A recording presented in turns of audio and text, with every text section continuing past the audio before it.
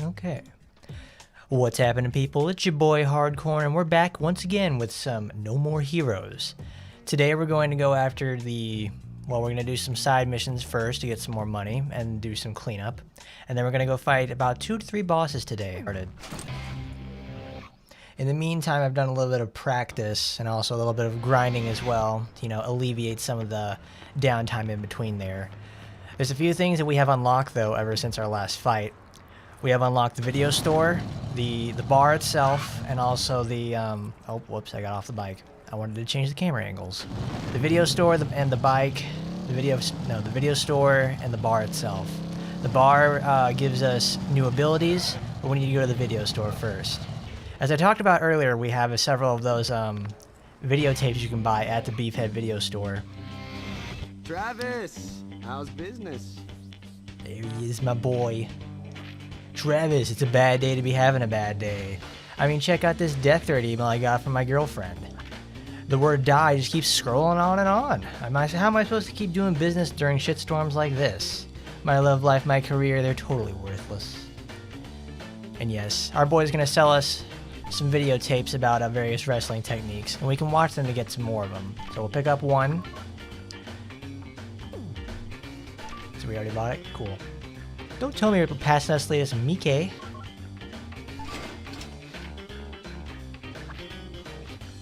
Good, now we got the videotape. Let's see how you guys are doing. How you doing there, Raptor? How you doing there, Jermaine? We're just hanging out, having some more No More Heroes. It's a nice, fun game for sure. Because, alright, now that we've got ourselves the, let me turn that down, actually.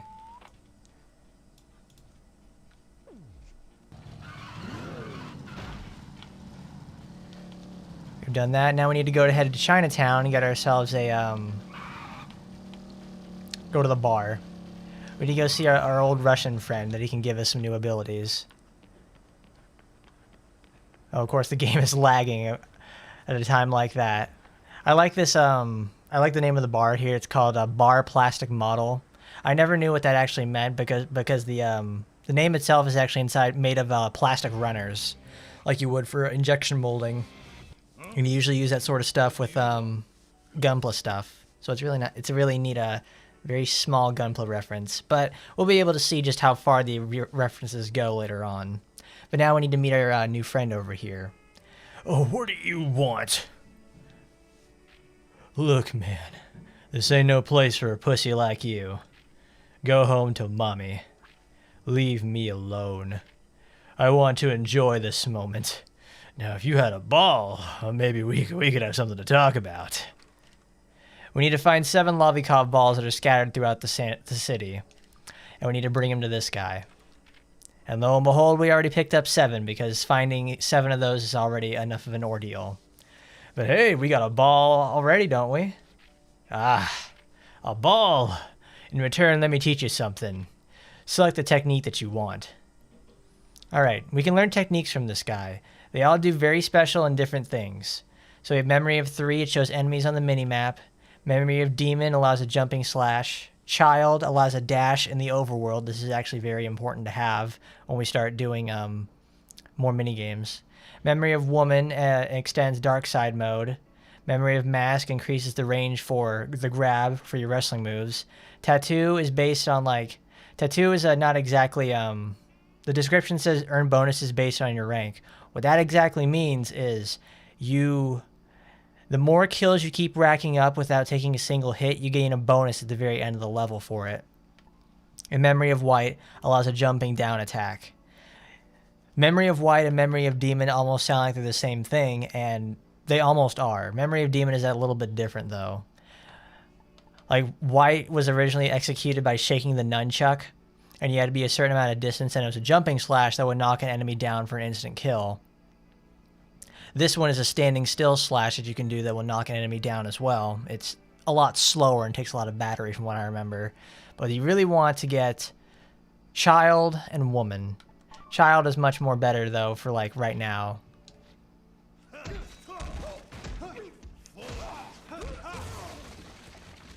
And, of course, Randall over here beats the information into us. We learn the technique of Bizarre. You got that? The technique is yours and Laura's alone now. Come back when you collected some balls. You still have balls? You want to do it again? I collected a few more of them so I could actually pick up child and woman at the very beginning. You ready for this? And we do it again?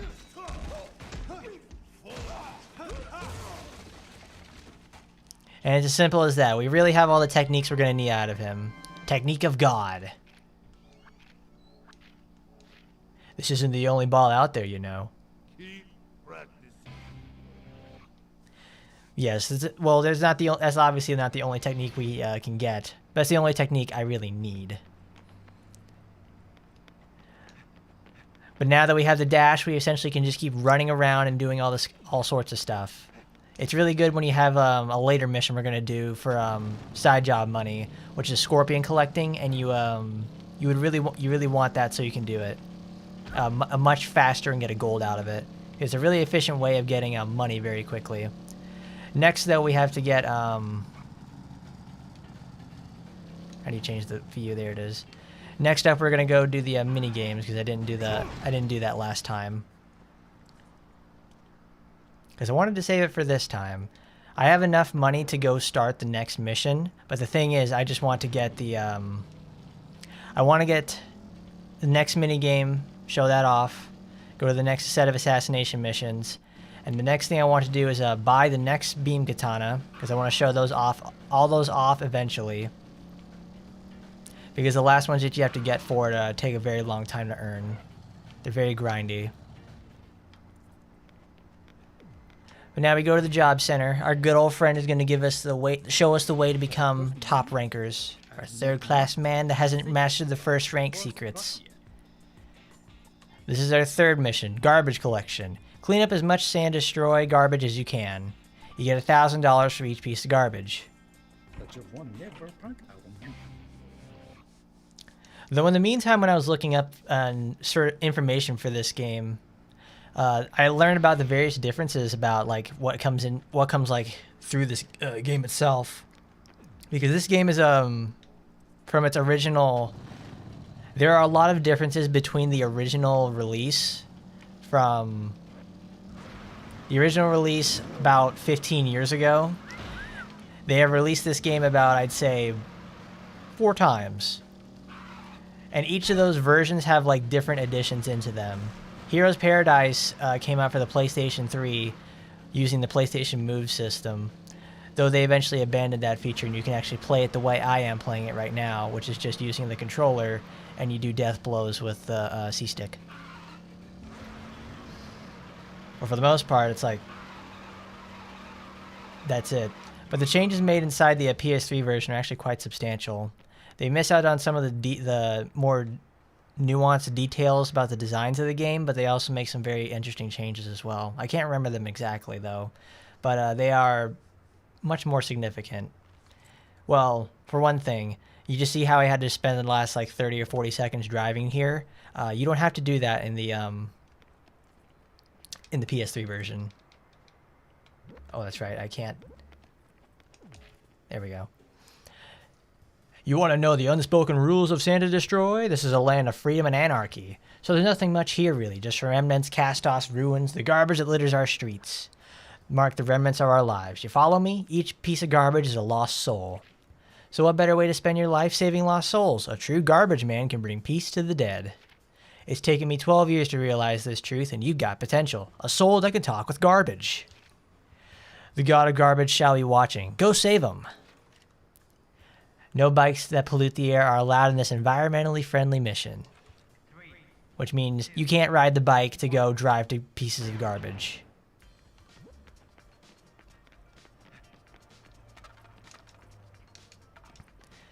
Easy. How you doing there, Masher? The weekend's been pretty good so far. On Friday, we did some stuff with, obviously with No More Heroes, and yesterday I messed around and did some other stuff. Today itself, though, I watched a movie called, what is it called? Oh man, it's, The Good Guys Wear Black. It's a movie from 1977 that stars Chuck Norris in one of his first serious acting roles. He does a pretty good job in it, though. You know, this was obviously before he did Walker Texas Ranger, and I think did stuff with like I think that was after Bruce Lee, but this is a much more serious Chuck Norris film. It was pretty good. He had a really strong crew behind him on that movie, so it didn't look like absolute fucking garbage all the time. It was shot pretty well, and I had the Blu-ray version of that movie, and I liked it a lot. Easy. Easy. But your weekend's been pretty full in fact. He's got lots of schoolwork and all that sort of stuff. You can finally relax. Good job. You worked all weekend, so you can continue to keep working like that on Monday. That's the cycle of work for school. That's the cycle of the schoolwork, I guess. They really know how to lay it on you for sure.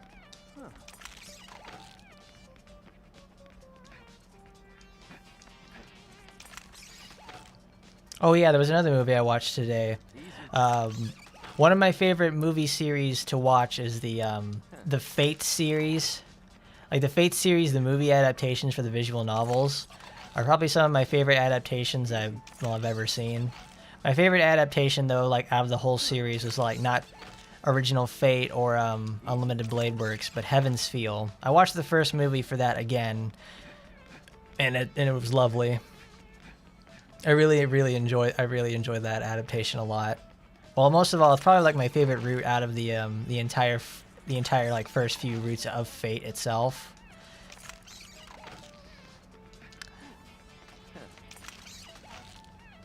Like I can see where like it obviously creates a point of contention with like who do you choose out of all those things. You have like Saber, you have Sakura, and you have Rin. I much as a person prefer as a character I prefer Sakura, but as like everything else I prefer Saber. Sakura is like in the visual novel itself and also in the movies. They really know how to make you like care for her a lot, like absolutely a lot. Like she's there in every single she's there in every single route. She's there in the original Fate, obviously. She's there in Unlimited Blade Works, and she has her whole entire route there made in Heaven's Feel. So it's actually like it's quite worth it. It's quite worth the journey. It's obviously like there's 6 hours worth of movies right there because it adapts like a 30 or 40 hour story.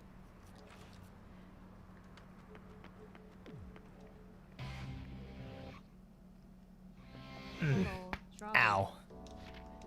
Here's that still jobs. You can play on the next rank. Alright, let's see. Batting, killing spree. That's not going to work. Swordmaster. Pizza Butt returns.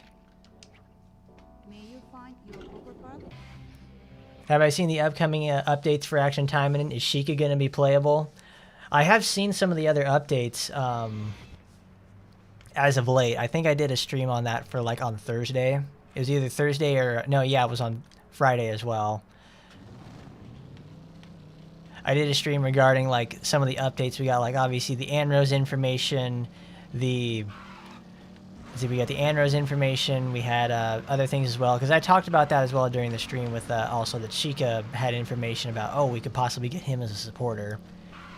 I think he may come out as a supporter eventually. Like I would honestly say like if they're gonna do like release him, he's gonna be like the December release.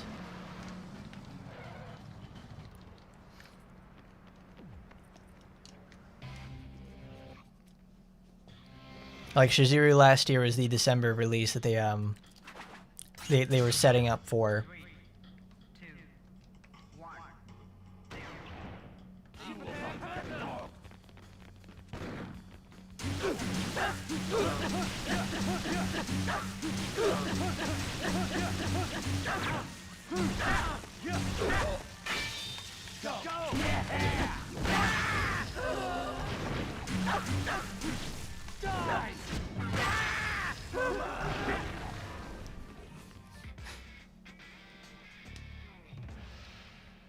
To be honest, though, the Fate franchise looks actually like an overwhelming task. You don't even know where to start on that sort of thing.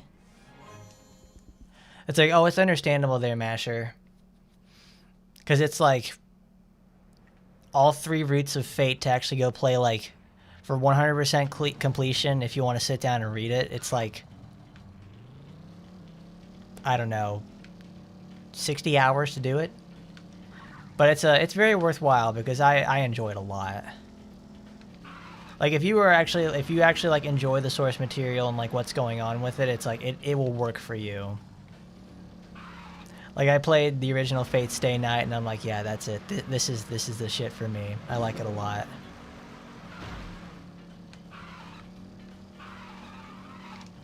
Oh boy. Back it up, Travis.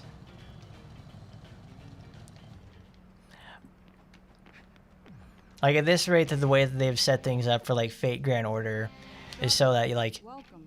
they want to base everything off of the continuity created over there inside Fate Grand Order, so you don't have to worry about anything like that. May you find your overpass? But even then, if you want to play Fate Grand Order, you still have to play through like 3 visual novels worth of content. Like, some of those Lost Belts and like some of those singularities you have to do are like comparable in length if you actually sit there into like if you actually sit there and listen and read every single part of those like singularities and all that sort of stuff. It's as long as like actual visual novels. It's longer than most at this point. It's longer than the actual Fate visual novels, actually. You just don't notice it because it's always put in like smaller content formats.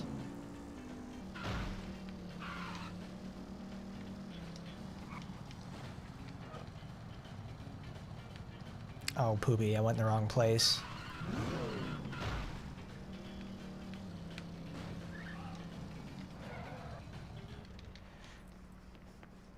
Oh, yeah, that's right. You went bowling there, Raptor. That looked pretty cool. You look like you went to some sort of like Rascal's Fun Zone or whatever.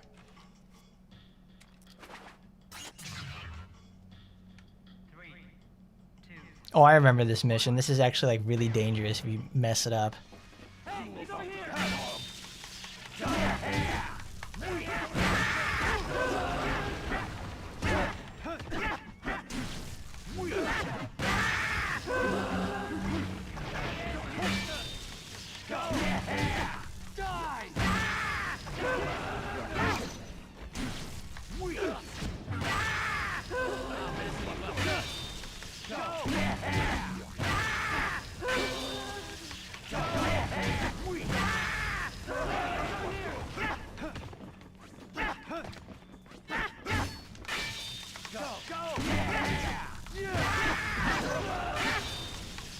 Oh my god.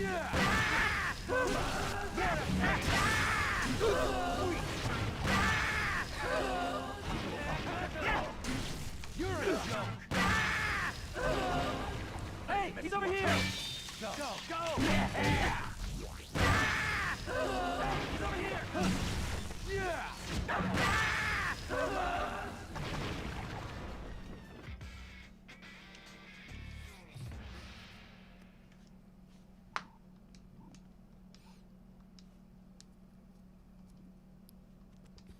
Fantastic. Very nice clear.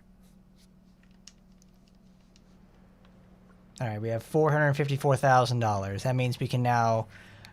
Well, we have obviously enough... We had enough money already to do the next mission. But I wanted to pick up a few things before we got in there. First, we need to head to the Thunder Ryu building. We need to get some upgrades to our stats. Then we have to go buy a new beam katana. That's going to be an interesting one for sure. Oh, geysers.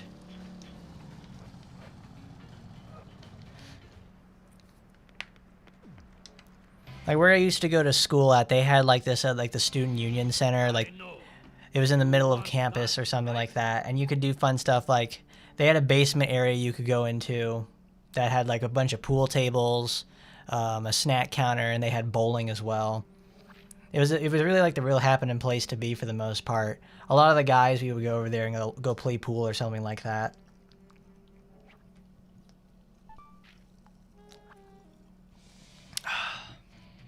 Like, we would go play pool, and we would go do stuff like, and there was also Oh yeah, that was a very special. They had a very special section that had an arcade in there, and that arcade actually had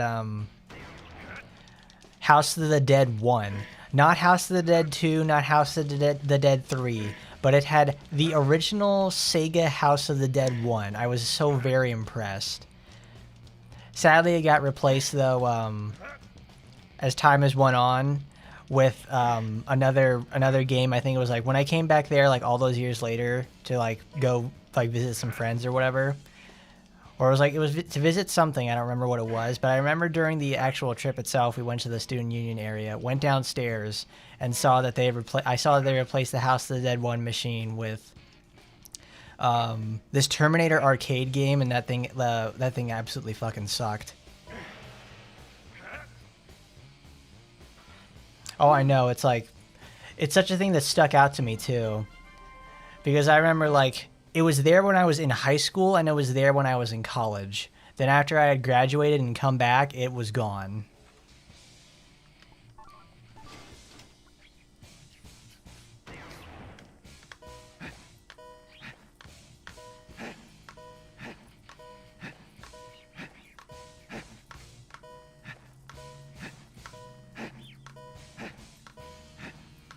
But yeah, House of the Dead 1, it's like, you know, House of the Dead 1 and 2 are just like, they're corny masterpieces, and I love them so much. But obviously House of the Dead 2 is like the real penetration that everybody remembers. And for good reason, because House of the Dead 2 is just like generally very superior.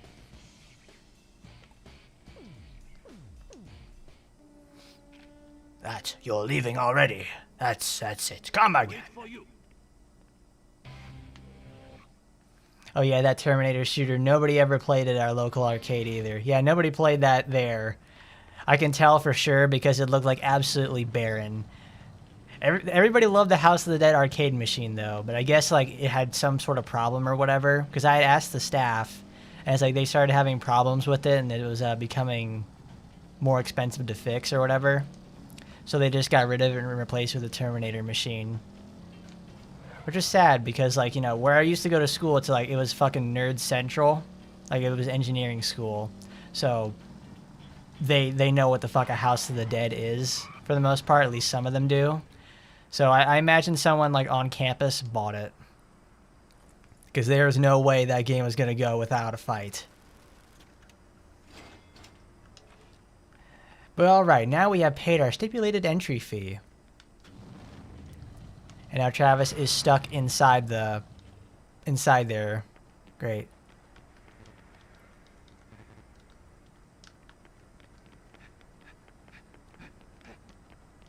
I was going to go to Dr. Naomi's office, but I guess I can't. And here, the popular House of the Dead was the 4th game, the one where we used the machine guns. There was, I can't remember some other popular arcade shooters we had around here. Oh, there's a physical House of the Dead 5. It exists and it's awesome. Is it like our VR experience or something? I wonder about that. Because it sounds pretty cool. Don't lay a single finger on anything. I swear I'll kill you. Pick us up a sabaki.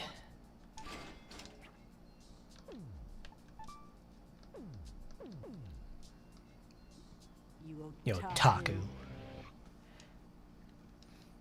Because remember House of the Dead 3 is the one where you have like the big shotgun peripheral that you can use, and I like that a lot. What?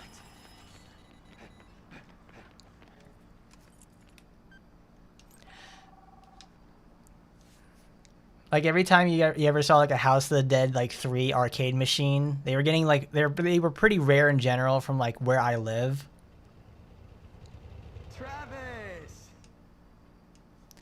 Like that sort of game is like, you know, it's fun, it's enjoyable because like everyone in my area would go to the movie theater and we'd play Time Crisis because you know, it's Time Crisis. It's got the big metal pedal that you step on so you can duck behind stuff, and it's like it's really fucking loud, and it feels good to shoot stuff in that game because those fucking guns have haptic feedback, and it's great.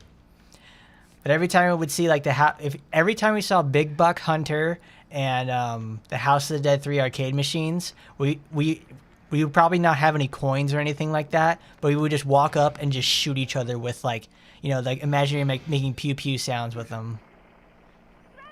Can you hear me? It's crazy over here. No time to explain. I'll send details over snail mail. Gotta run. What the hell's going on over there? Jeez, don't leave me hanging, honey.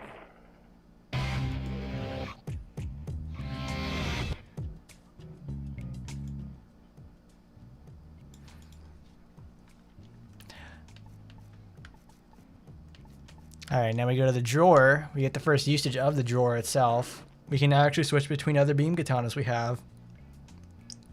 We have Bloodberry, and now we have Tsubaki. Tsubaki is the first sort of beam katana we can get that has like various upgrades that can be applied to it. There's a battery saver one we're going to get, and there's also a few more additions as well. But we need to have this in the first place. But we need to have it in the first place to unlock a few other things.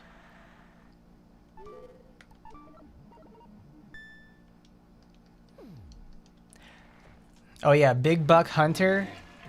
Oh, Time Crisis and Silent Hill 1 and Time Crisis 1 through 4. And Silent Hill or there's a Silent Hill shooter. What? Oh, we got mail, everybody.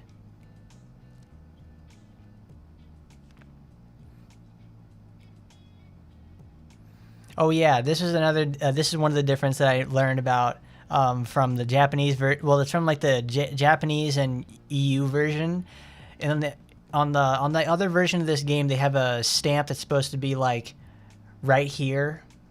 Oh my god, has that been in like the middle of the screen the entire time? Holy shit, the fucking mouse cursor. But there was supposed to be a stamp right here on the top of the letterhead that's for like the United States, the United Assassination Association. It's supposed to be right here, but it's obviously not. You've set foot on the path of being a real man. No amount of tears can wash that choice away. Now hurry to the subway, get on a train, and find him waiting. Put your life on the line. Now I gotta take a train to go see our next boss.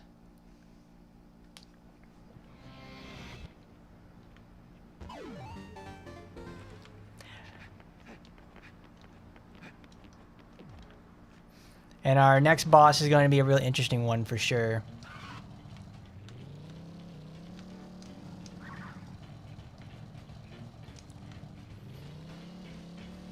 But Silent Hill doesn't seem like the type of thing that fits an arcade shooter, because it's like what arcade shooter elements are in Silent Hill?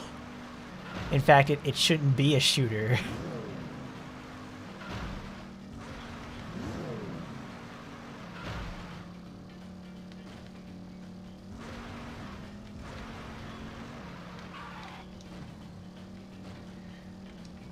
But now we take the train to Rolling Body Press. Now we go to Rolling Body Press Station 4. Come and get some. Oh, Destroy Man, you're gonna be great.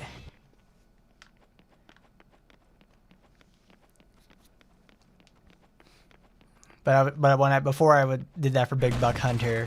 Big Buck Hunter is a game that specifically really exists in like America and like Eastern Europe.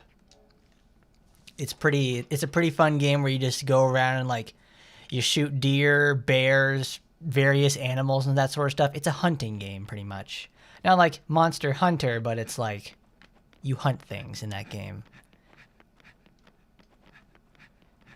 And that game always traditionally had like this really huge shotgun implement. Like you just had this big orange shotgun that you hop up on your shoulder and you can just sit there and fire it at the screen. And it actually had like a big pump action too, so it always like, and it made a nice loud clacking sound.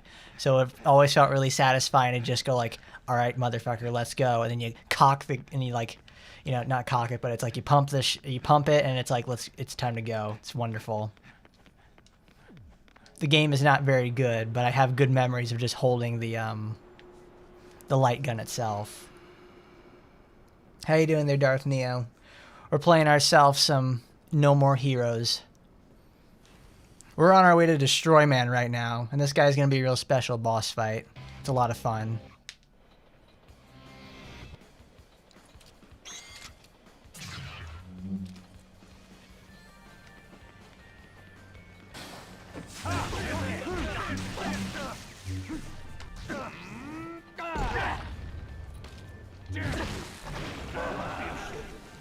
You gotta be shitting me. Oh.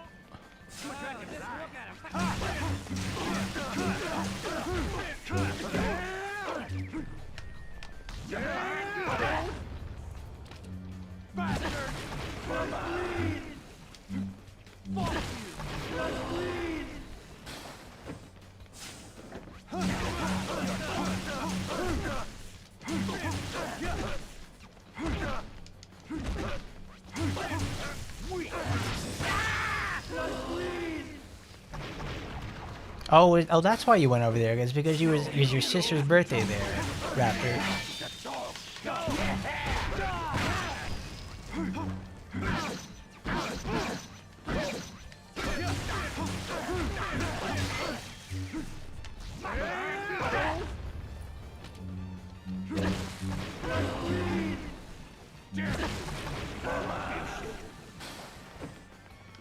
Oh yes, the Japanese Star Wars fan over here. He's living out his Star Wars kid fantasies. Smack him in the fucking nuts. But now we have an elite enemy here at the end.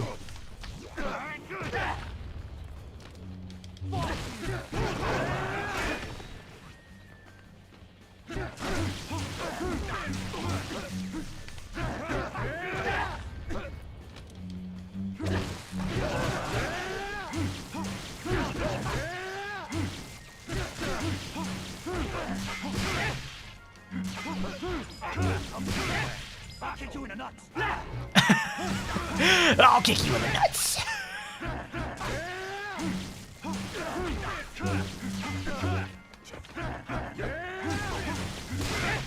Hey, you, I'll beat you.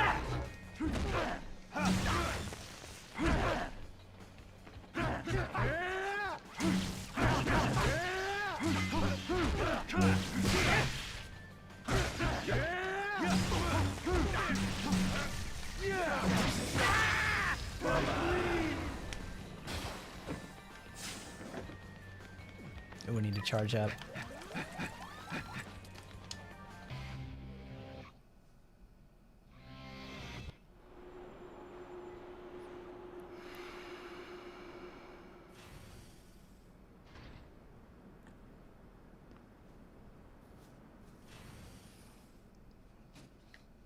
I don't know. Are you guys actually hyped for Ann Rose? It's like Ann Rose is like not so much like I like Ann Rose, but I'm not, you know, like ecstatic about her, you know. She just really feels like a sort of addition that's like I'm happy she's in. That's all I can really say.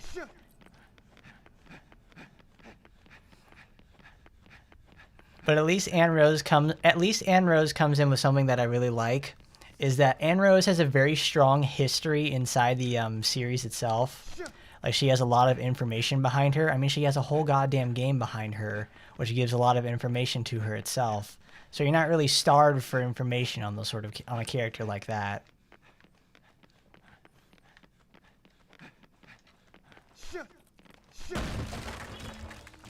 Yes.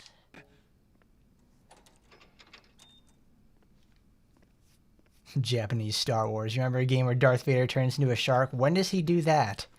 What game is that where he turns into a shark? There's got to be something special going on there, Masher. You'd be more hyped for Lena, Brunhild, or Ayame? Ayame and Lena would be something Bear Hug Film Studio. There we go, the Bear Hug maneuver. Lena would be a much more interesting addition for me, at least. Uh-oh, new enemies. There's one with a stop sign at the very end. This guy's going to be dangerous. Oh yeah, her addition will be obviously mean another cross-franchise addition. Where is my configs?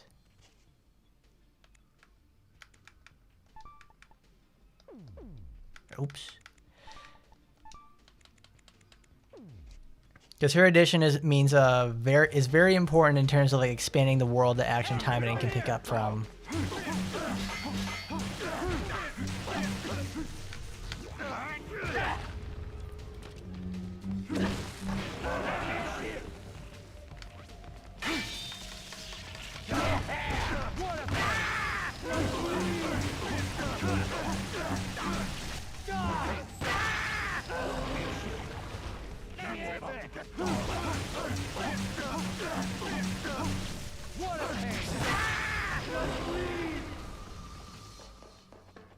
And of course, we have to head upstairs because there's guys everywhere.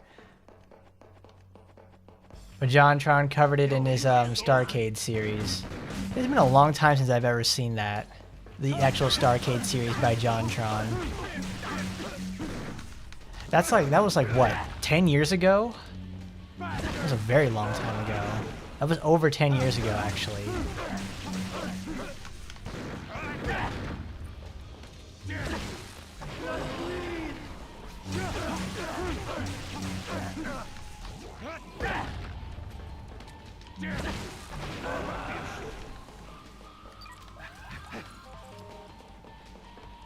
You're actually more hyped that Sheikah will be a supporter. It's like, that's fine. I wouldn't mind Sheikah being supported, but it's like, the thing is, we all know that when you get your specific name supporter that actually gets like a banner release hype or anything like that, that means you're about to become a playable character. So it's like, I don't know. It's a mixed feeling sort of event for me, because it's like, we're getting a male character in the game, and it's like a specifically all female playable cast. So maybe that's they're leading up for something like that in the future. Who knows? Maybe at this rate we'll have like yaoi content with Fuma or something like that. Ooh, he almost got me. That guy's.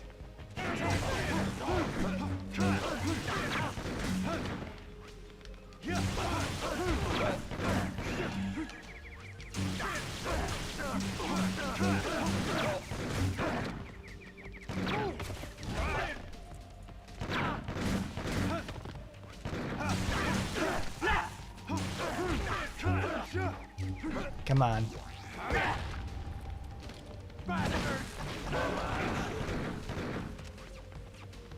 Sheikah Inosuke will eventually become playable for sure.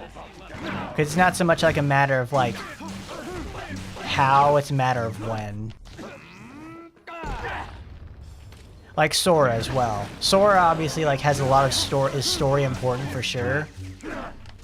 So let's so they're going to like going to make her playable. Just like how Oboro and Ingrid were introduced into the story, so it was just a matter of waiting to when that was going to happen.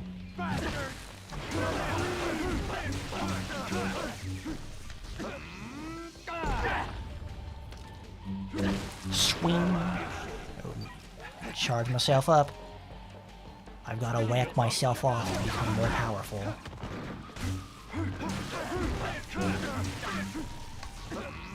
I did not know those enemies could actually shoot up, which is...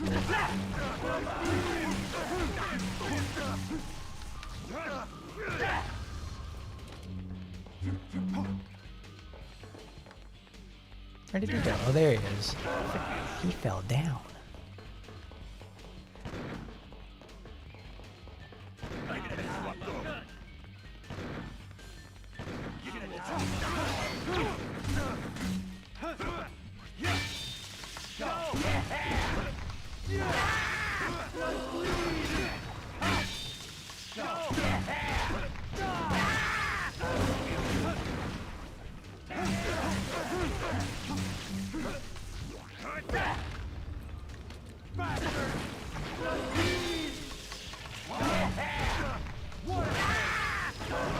Oh, perfect.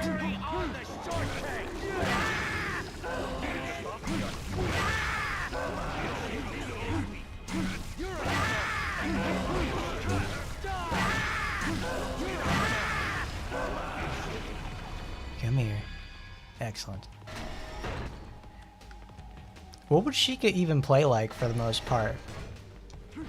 Because honestly, Sheikah's obviously been like shown in the game before, but like, what would he even do? Like, what exactly does he do in terms of like powers or anything like that? Because I honestly don't really know. Like, it's pretty much a mystery to me.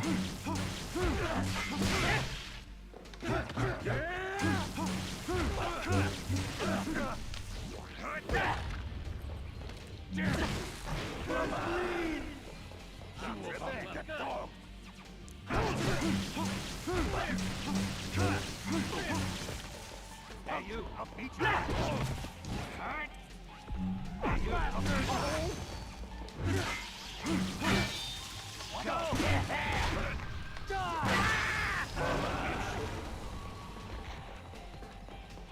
If Sheikah can be playable, Kotaro can be playable as well. He can. Old geysers spawn more enemies.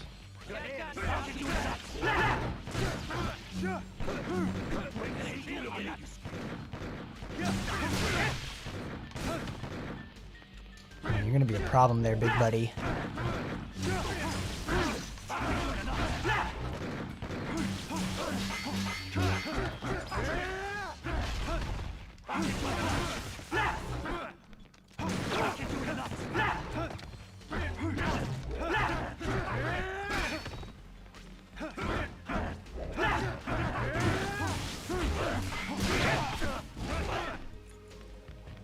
I'll get you in the nuts.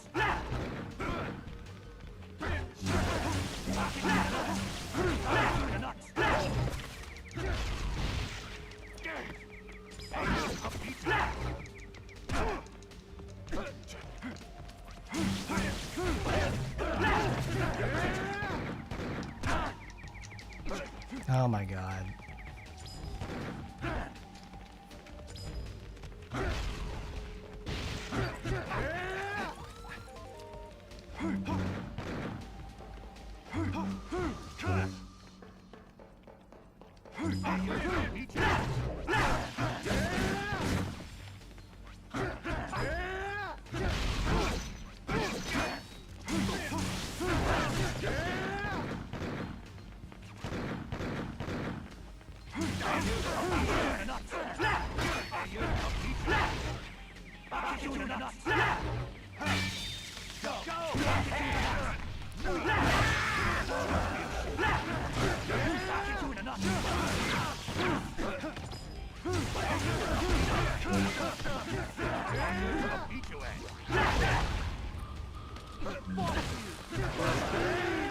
Oh goodness.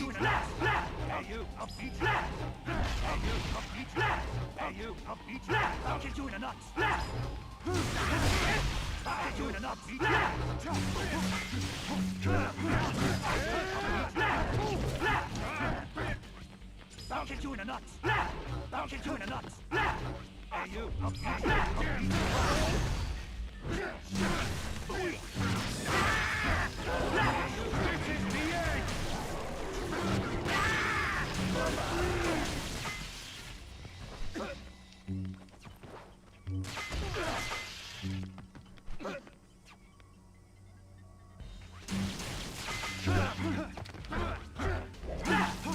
Oh goodness gracious. I had to actually sit there and concentrate on that room because they put 4 of those goddamn enemies together. But Sheikah can actually be a shuriken user. He has electric arts, but they're not as powerful as Yukikaze's or Rin. He does summon his like... Hey, Travis? Oh, he also does little electrical summons. Oh, Is at the filming studio. Win, and you'll be 7th. Sylvia Lose, got to say. and you're dropping down to an even deeper circle of hell. So, how are you feeling, Travis? Your head feeling better? Relieved yourself lately? Maintaining proper oral hygiene? When you're ready, step inside. Some people say it's important to know when to give up. That you shouldn't aim for things that are obviously beyond your grasp. But ignore idiots like that. Don't accept defeat before the first punch has even been thrown. Hello? Anybody home? Did you even hear what I just said? And you call yourself an assassin? This is why third rates like you are hopeless. I am 120% certain you are going to die. All you can do is trust your force and head for the Garden of Madness. Thanks, Sylvia. Thanks for instilling us the level of confidence we need to actually complete the mission.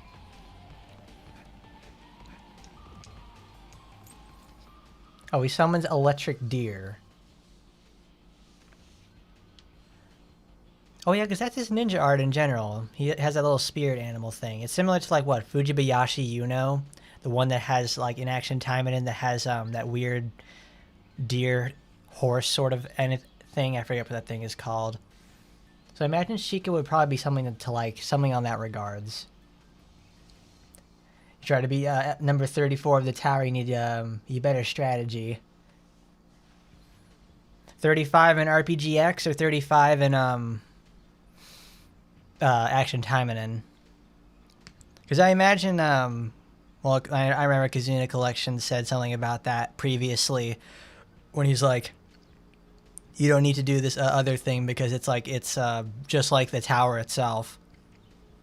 It's meant for like specific party compositions and you need them to win. But Travis, remember now, the most fundamental among fundamental suplexes made famous in Calgary. It's the all-natural amusement machine, the German suplex. MS. Now we learned ourselves an old-fashioned professional wrestling move. Time to whoop some ass. It didn't even fill up our health, which is very bad. Well, actually, no, it doesn't matter so much because we're going to go save. And when you save, it fills it up completely.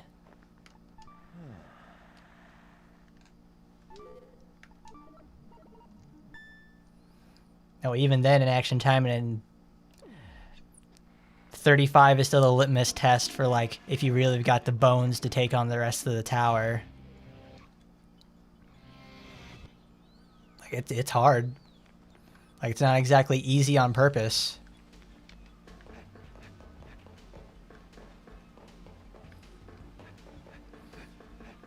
Because I remember a long time ago I read someone saying that 35 is a mission that should have really been in like the upper 40s in terms of like an actual mission. But no, 35 I feel is like it's placed pretty well actually.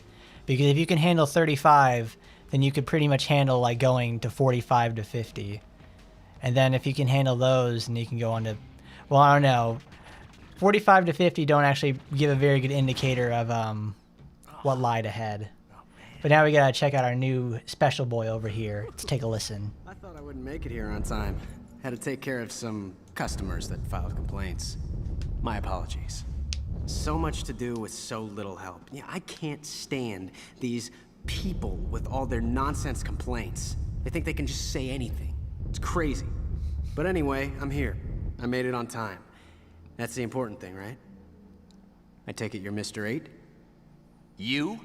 You're ranked? Not me. Well, actually it is me. Oh, that makes sense. Never mind then. We've got a job to do. But first I need some time to get ready. Would you mind turning the other way? I need some privacy. Privacy? Yes. I need to prepare. Whatever. Don't mind me. Pretend I'm not even here. I just need you to look the other way for a second. A second. Yes, just a split second. I don't think it's too much to ask. Deal? Then we can get on with our fight? That is correct. All right.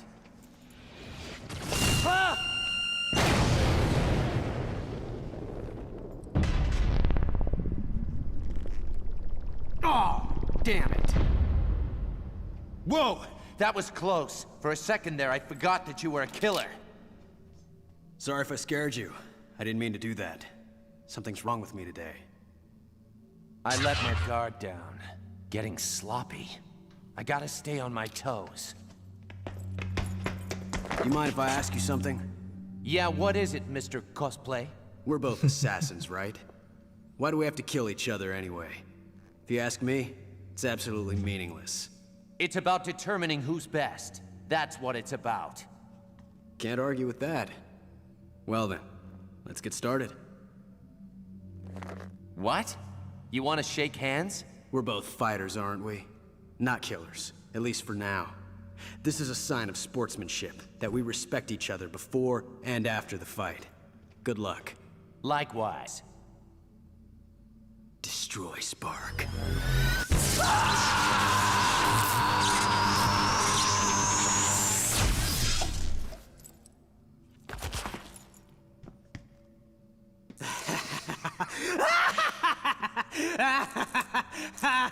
Oh, this is great. Is this guy an idiot or what? Is this a joke? You fell for the oldest trick in the book. Oh man, you are something. Oh, this is the best. Man, you really cracked me up. I think this laughter's gonna kill me. Oh, seriously, I think I might really die from laughter. It hurts. Someone help! Oh God! Oh shit! I thought I was gonna die there, for real. And look at you. You look like you're dead. I guess it's time for a wake-up call. Destroy power! Destroy team! This is where it gets good. Good night. Destroy!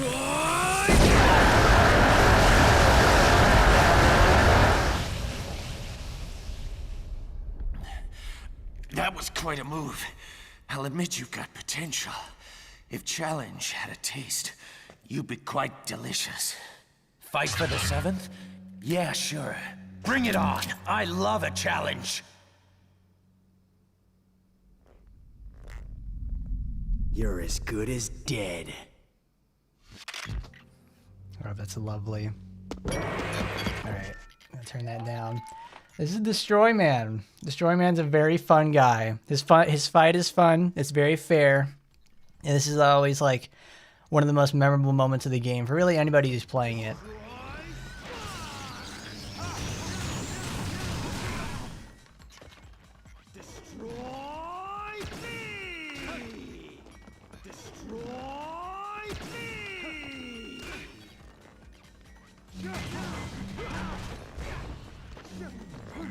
Oh, you can actually hear the rubber on his suit just like creaking and cracking.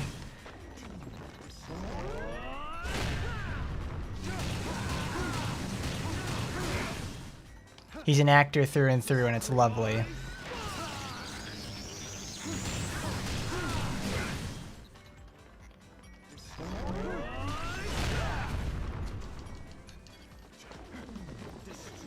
I think you can actually see it. Yeah, you can. There's a rope that hangs off of his body, so you get to see that what happens with that later.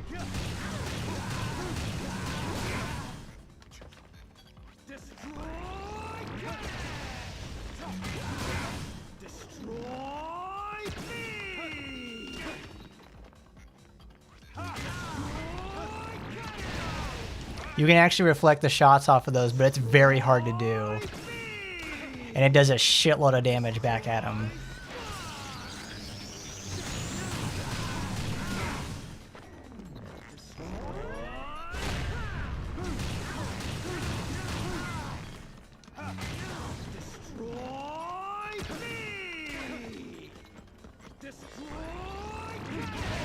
Damn it. I want to do it at least once, because it's really fun to do.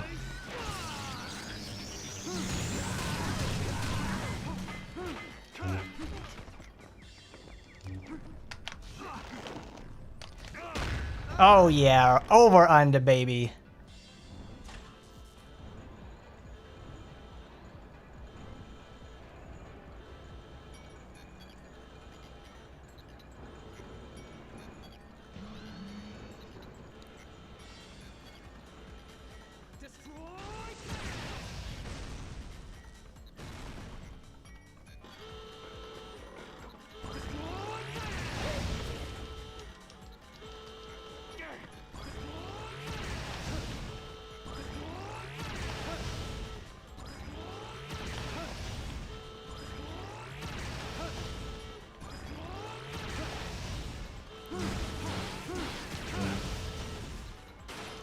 No, that's not the one he's on.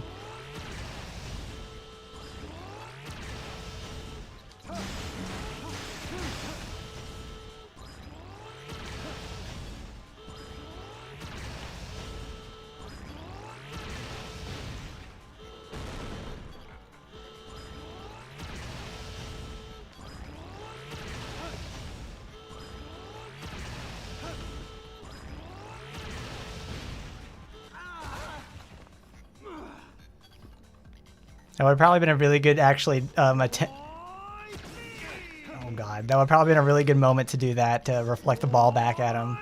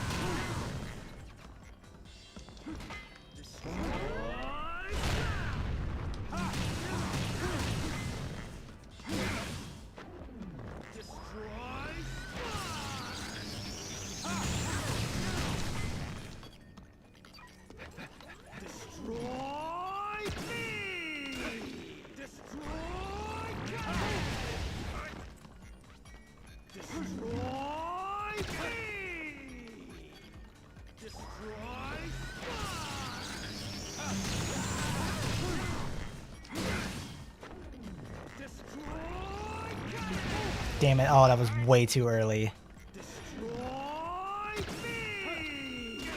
Oh, okay.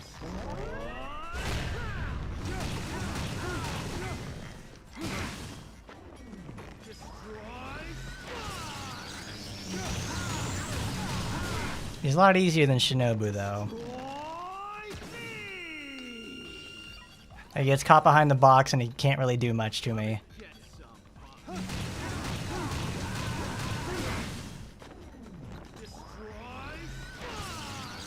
If the Major was playable, her gameplay would be similar to Travis.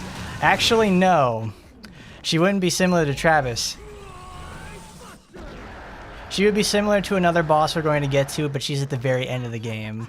She would play much more like her. Like, to a T. Got you, bitch.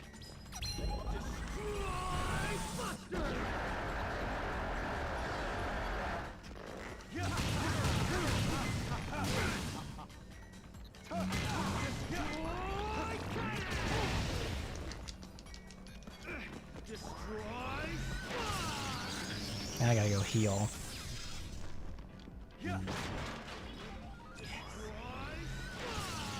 Well, I think the reputation for like the boss that I'm talking about, the reputation for her precedes her in this series, much like Margaret Moonlight.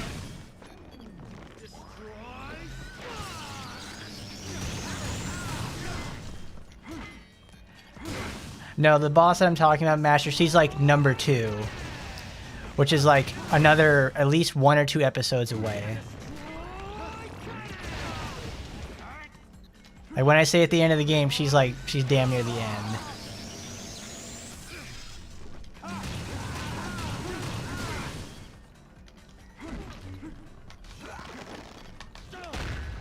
Whoosh!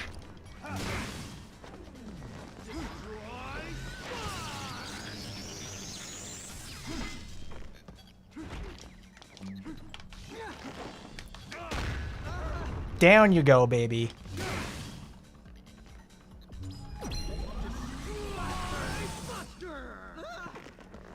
That was perfect. I charged and he charged too. It was a race against time. It was so good. Ah. Don't cry like that. You're a killer, aren't you? Here we go. Help! What? Help! I can't hear you. Help me, please. What is this I hear from a 7th ranked killer? Whatever. It's over anyway. Please, help me. There you go.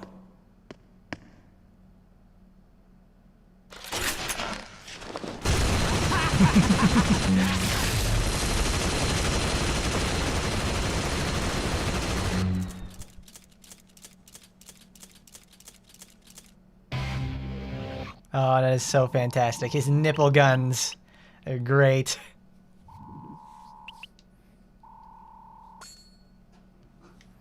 And that's pretty solid rank. Hi there, Kuroi. And we just finished up the ranks. The rank 7 boss battle, which is Destroy Man. That was a wonderful fight. It went much better than Shinobu, and I actually got to show off. I didn't get to show off the reflect option you could do, but it was worth it.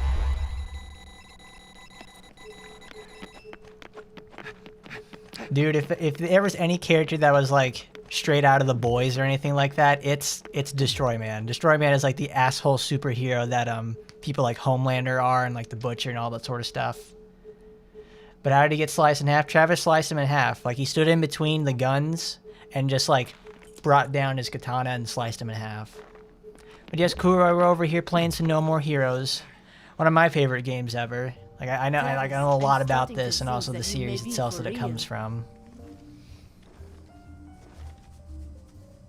You are now Seventh in rank. Thanks, Sylvia.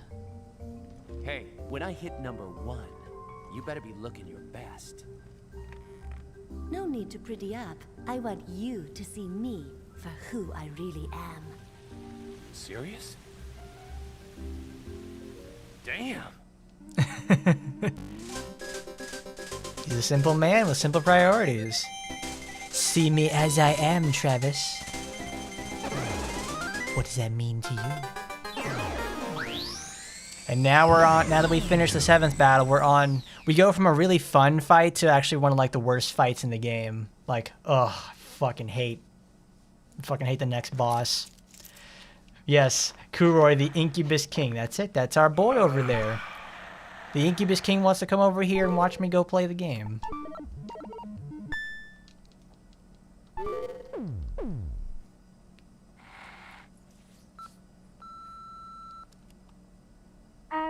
This is Diane from Beefhead Videos. Just calling to let you know that the video you reserved is here.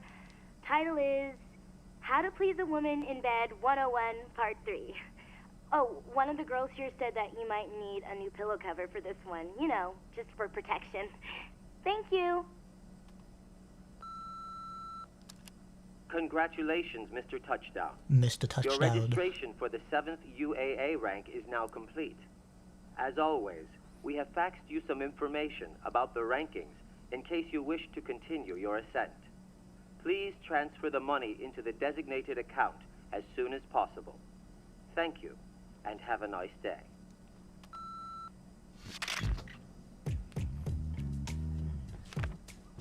$300,000. All right, we're almost there. We can actually get that in the next attempt. Go to the telephone over here. There are no messages. Oh, we don't get to see it actually, but in the cutscene previous to this, where Travis is, looking at the phone, every time we looked at this phone, there's always been that picture of the girl next to it. That's not mentioned in the game at all. It's Travis's ex-girlfriend. You don't know that unless you actually read the manual or actually had some outside reading going on.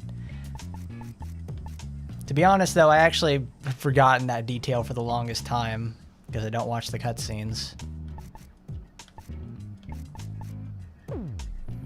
Now we gotta go out there and make some money.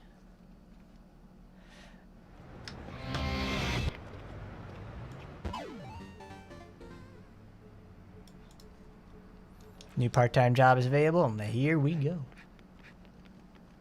Oh god, stop at the fucking camera, please. You hate that Kuroi is ignored in RPGX for the most part. They have a different Incubus King. They call him Kamadeva. It's Lilim's dad, okay. Well, it sounds like a fun sort of scenario for him. I mean, like, doesn't sound too bad.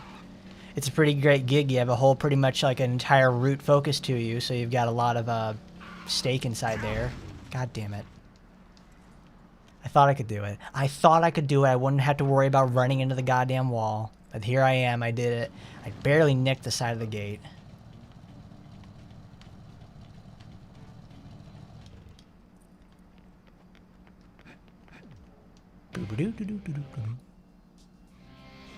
Ah, it's you again.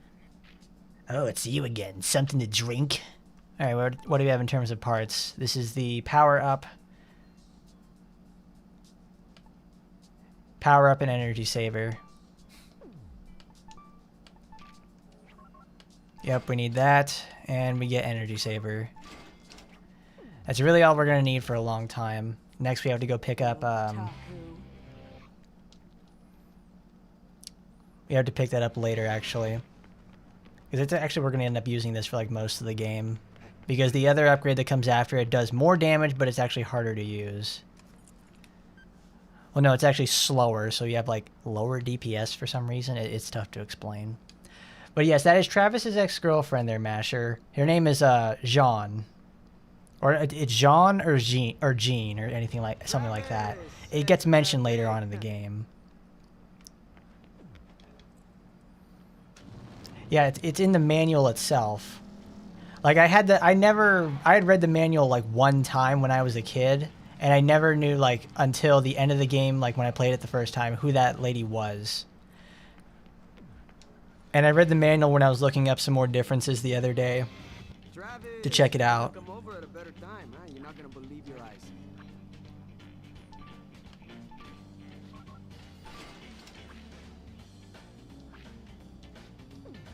Which is very odd for the most part. It's like, why would they regulate that sort of information to it? Now don't get yourself killed. Don't get yourself shanked there, buddy. $207,000. We need 350 to get to the next one. Okay. That's doable in like 3 of those missions. I think this next one, no, next one isn't Scorpion Collection. That's after the next boss.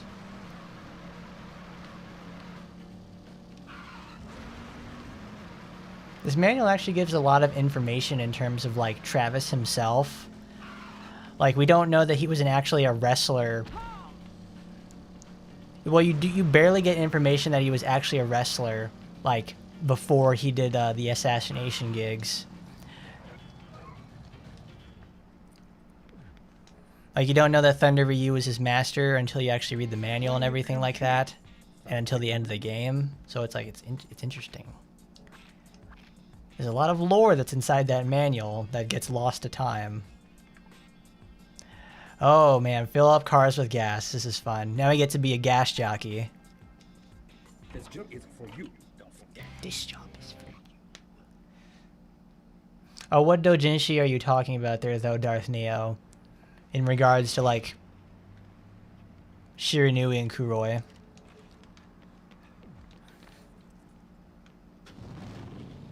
Like, do you have the name, like, for it? Can you, like, get it off of, like, N Hentai or, like, E Hentai or something like that so I can go look it up later? Because it's probably a pretty interesting one, to say the least. If it's sticking to you like that. Oh, God. Jump the car. Damn it. Well, there's the mission. You're waiting for the Kiara Doujin to be translated. It's super vanilla. Oh, the new one that just came out. I saw that the other day, and I'm like, yeah, that's nice. That's the sort of content people have been waiting for with the Kiara. Well, it's not so much that she doesn't get it. It's like she gets a lot of that sort of stuff, actually. But it's like more is always appreciated with her.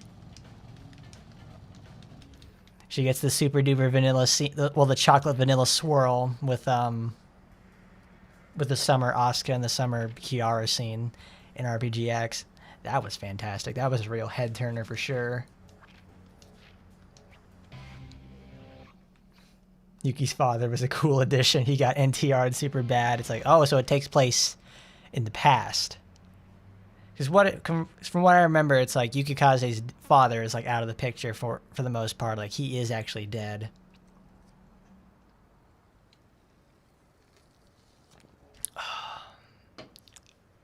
Press the whatever button to pump gas in the car. Fill her up just right. Gas is $3.50 here.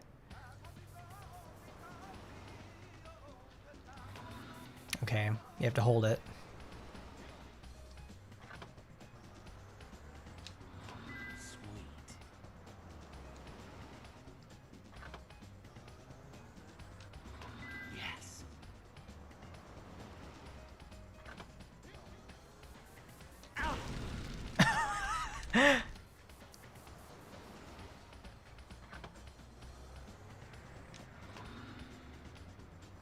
Jesus, it's very stringent right there.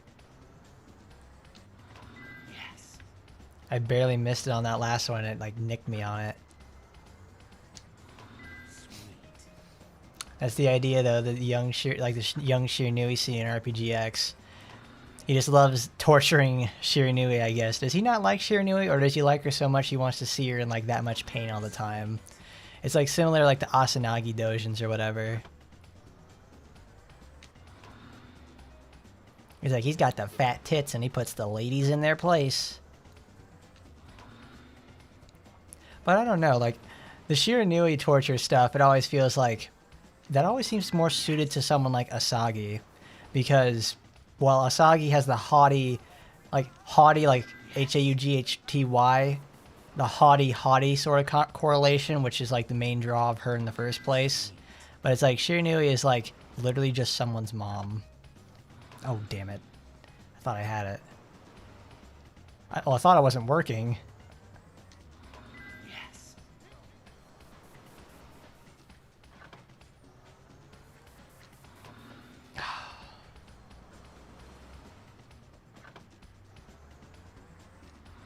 Yes.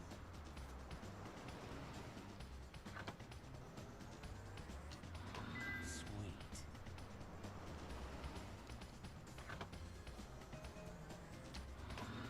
Oh, really? Oh my god, that was totally full, dude. The fuck? It's like I'm really living in fucking Oregon or California. Yes. You found Tokiko Dojin, but it's with her Yusuke as her RPGX lolly design. God damn it, that was another short one. I mean, it makes sense. It's like Tokiko has what, like 2 or 3 scenes from what I remember with Yusuke. So it'd be fitting for, you know, for Mr. Jaundice colored skin man to make his appearance with the small version of her.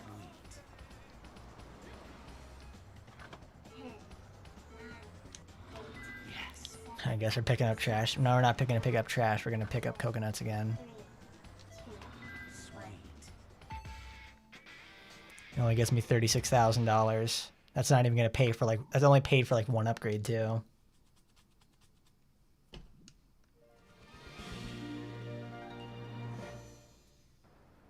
Hey, you third Veta, I got a job for you. A little shadier, but all the same. And now we get more assassination missions, and thank God it actually takes us right there to K Entertainment.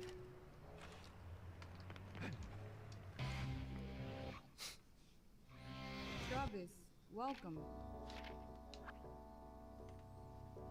Alright, what's our next ones we can do? This is... Santa destroy, kill 100 enemies, mission ends when all targets are dead. Go on a batting, killing spree. Oh god, again.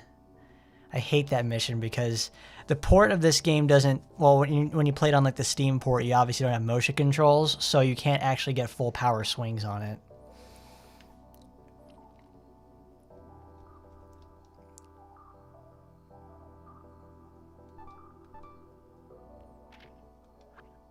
May you find your overpass? Yeah, Oregon's gas stations are a hellhole. I imagine they are because, you know, like... I'm pretty sure you guys can't actually fill up your gas up there by yourself, can you? So you actually do have gas station attendants.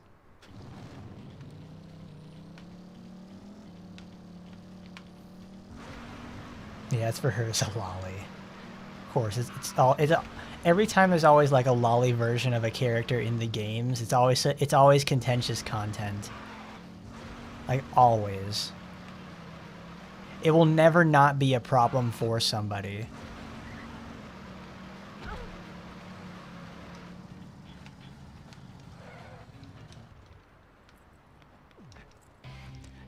Well, oh, it's one of those sort of things where it's like the art was good. No, it's not. Yeah, the art's good, but you feel guilty because she's so cute. I never liked the young Tokiko Design's clothing very much because it doesn't look like she's wearing cloth or latex. It looks like she's actually wearing a rubber suit.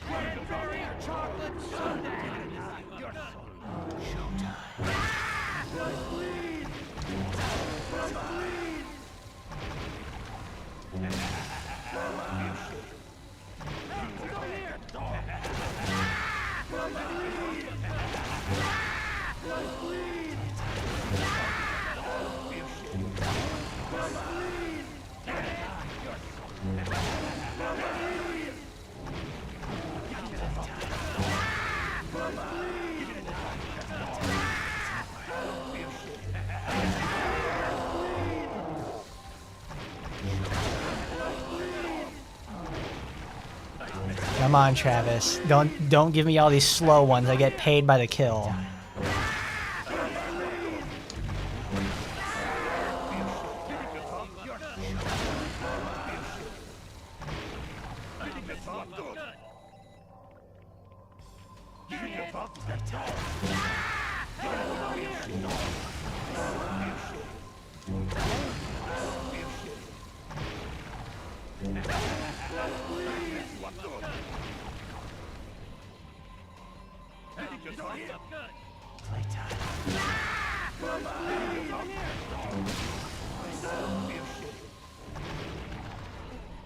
Oh, it was only a day from retirement.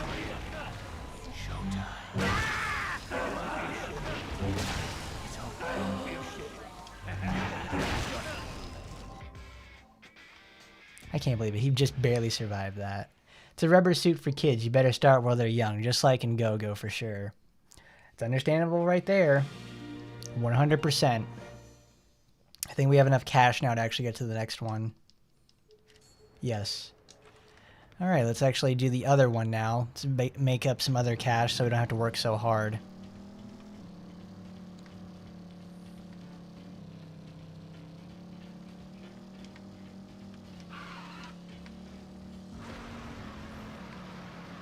Because that mission is just like nice, easy, and fun. You don't have to work like the 100-man battle is just really, it takes like, you get $90,000 for doing it, but it takes forever to complete.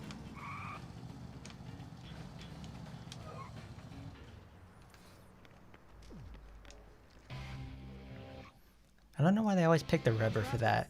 Welcome.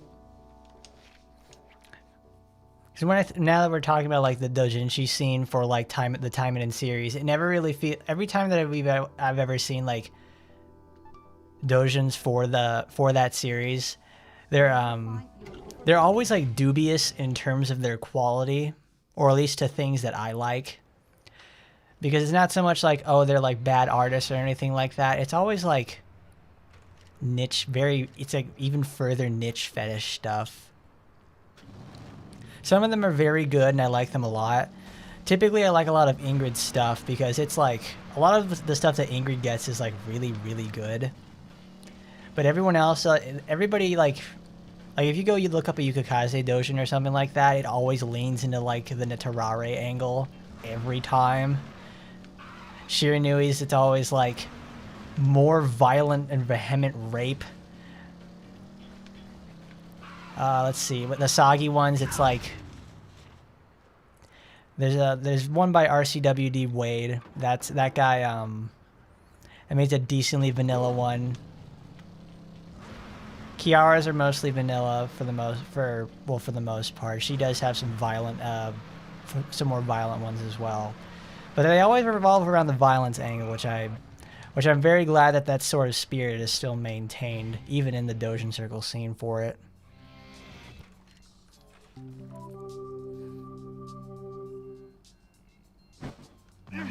God damn it.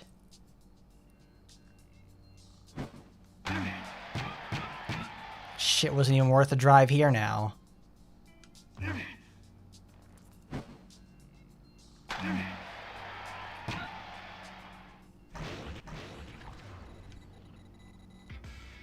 That only got me $15,000. That wasn't even worth the drive here.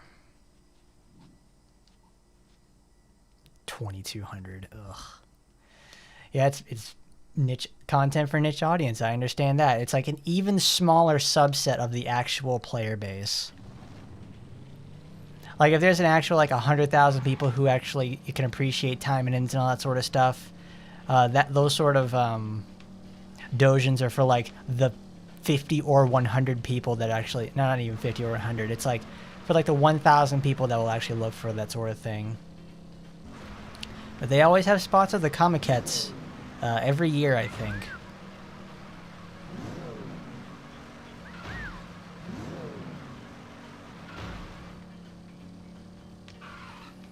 But how do I feel about Lilith making timing games for all ages? Let's see. I know I've talked about this at like little bits at some point. But for the most part, well, hang on. Let's go to the Bear Hug Stadium one because that's a long mission. Because I had some things to say about that. You find you overpowered? To make $90,000 for something that is obviously going to take a while.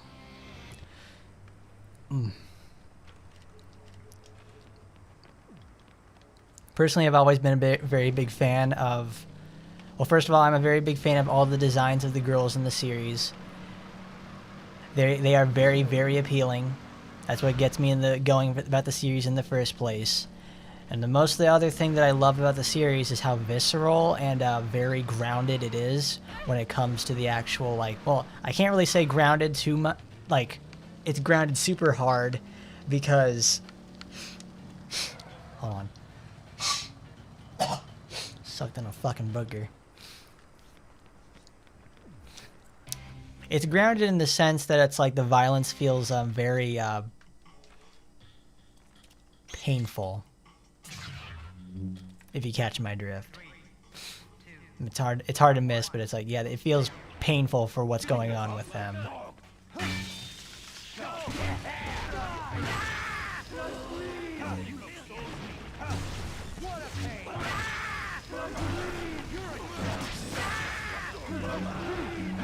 Got stuck on the wall, please.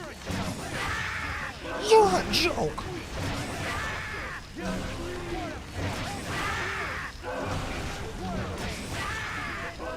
It feels different than other H franchises. Yeah, that's it. The games, like the original visual novels, go very, very hard in the degradation aspect, which is something I can really they're very good at building up the characters themselves and then getting degradation aspects built up into them. Like Asagi's fall from like 4 goddamn games is always so very good. You feel just how like the level of desperation and like everything that she's doing, and also how much she wants to get out of the situation. And more or less she also puts these things onto herself, and it causes a lot of problems. Like almost everything in the series is like warranted. I need to turn that down because that's actually like loud on my end.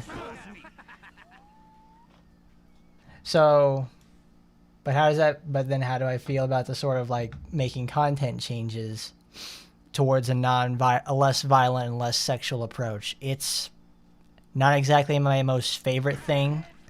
I mean, I play Action Time in almost every day. I still, read almost all of their translated content because I still like the series for what it is. But I understand that the writing is on the wall, that things are changing. I mean, Timon and Go-Go is going to exist in like 3 months. Like on a playable level.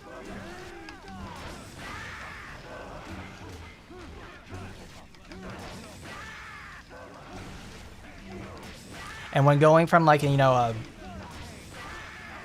so much a more violent to a less violent approach, it's like Action Time does keep the actual like the destruction of people, and no, it doesn't actually keep the female destruction component in there very much, or at all really.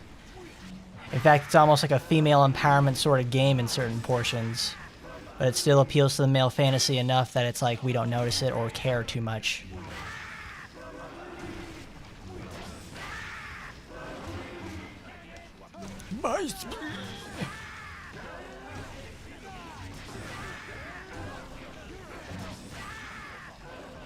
Because like every male in Action Time is like almost they're emasculated in some sort of way, or they're like easily defeated by some sort of other female in the series.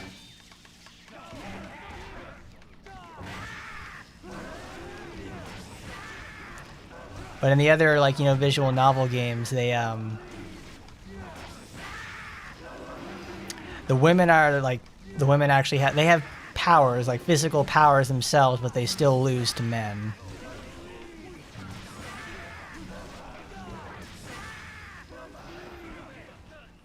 And with the sort of non-sexual content or the less violent stuff, it's much more apparent. It's built for a different audience, and I'm not exactly in the type of audience that wants to play Time a Go-Go. I'll tell you that much. Well, here's the thing. I will play Time a Go-Go for sure. I want to check out like what the game is actually going to bring for me.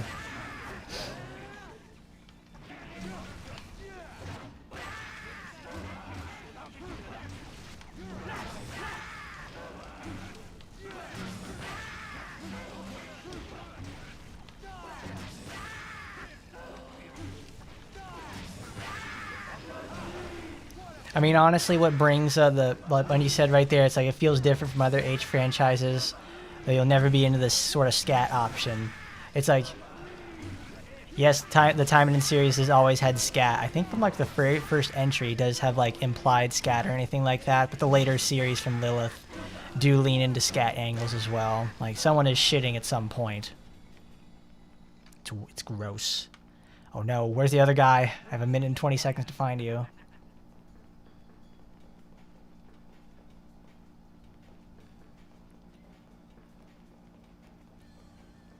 But the very strong designs, obviously, in the beginning really helped get them onto the market. And then also a very, very strong video adaptation really made a difference for them, too.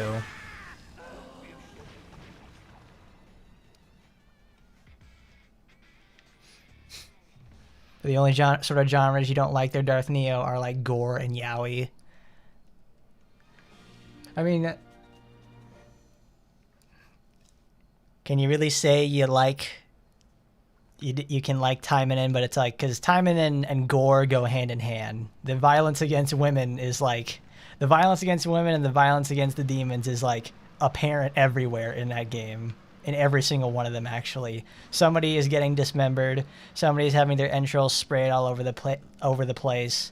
Someone's getting split in half. It's like... The gore is there. They do not...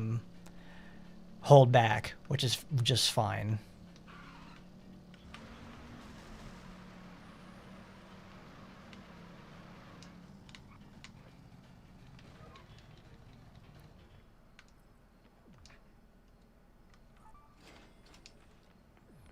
And we paid our fee, now let's go back home. We gotta get our money and answer the phone.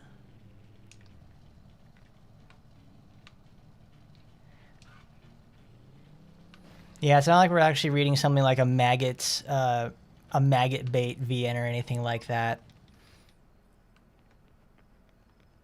Whatever, I think it's that company. It's like Maggot Bait or anything like that. They make a lot of gore content. Hello? I am at the beach. Are you coming? Not like I am waiting for you or anything.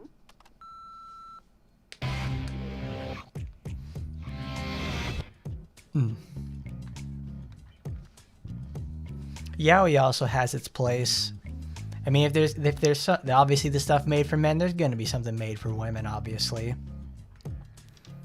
That's just capitalism in action. It's like you're really just going to discriminate against 50% of the population because you don't want to make something for them. Obviously, someone's going to take advantage of that if you're not. And people have. There's a very lucrative market for fujoshis who love some of their yaoi for sure. Let's save. But you can get down with furry art from time to time. You can take trap dojins as well, but they have to be so feminine that they're basically girls with dicks. You're not so much into Fuda either. Well, I don't know. It's like there's a lot of crossover between like Fuda fans and also trap fans as well. Some trap fans, I guess, can be more into the what's it called? They have a male frame, but they act feminine enough, so it's okay. Well, how far can you go on like a male body and mind? And it's like it's got the parts as well, but then it's like, are you drawing a girl and essentially effectively adding a penis on it? So okay, is it just like a flat? Is it just a flat Fuda at that point? It's just like a battle of semantics, really. It doesn't have girls getting disemboweled with their intestines. Taimen and Nasagi 3 has like several people getting disemboweled. I don't think Space Pirate Sarah has that. There's a lot of Black Lilith content actually has a lot of the gore inside it. And Black Lilith is where several of these come from. I think actually Taimen and Nasagi 3 is a Black Lilith production.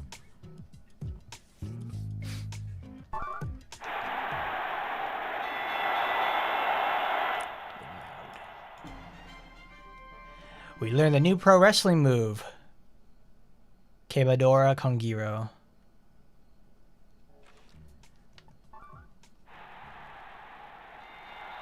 What's this?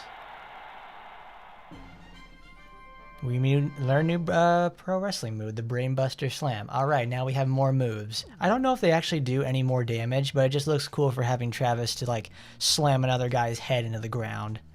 Also, is the mouse on there? Yes. Okay. These boxes right here, on the original Wii version, these behind these boxes were actually like 3 N64 controllers and an N64 console.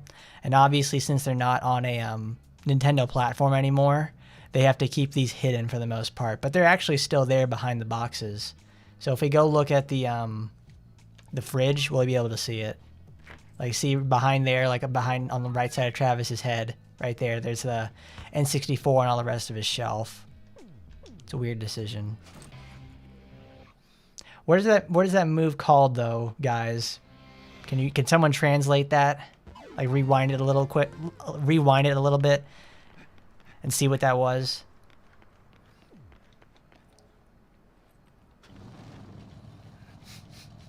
See, there, Kuroi has the right idea. The only change that they're banned from making is nerfing the boobas for sure.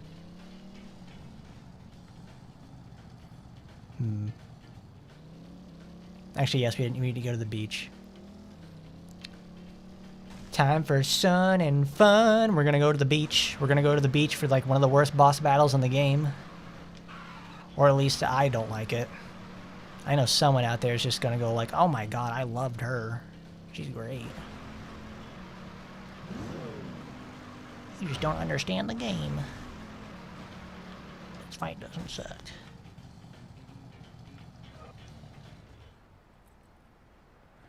Breaker with a twist. Okay.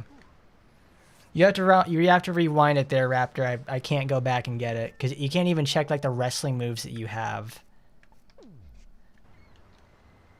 The food is just unnatural to you that hermaphrodites exist and everything like that. It's like that's fine. If something works for you, that's totally okay. Quebradora con Giro. Giro Guero. Whatever. I'd always be together. Alright, it's time to fight. This is actually some of people's most favorite character in the game, and she only appears this one time. These motherfuckers are straight simping. This is...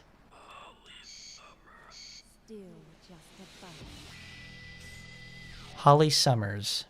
Not my most favorite fight. Rub some oil on me, will you? Me? You serious? What? Is there a problem? No. Thought you'd never ask. Your next opponent is here on this beach. Ah, just up ahead.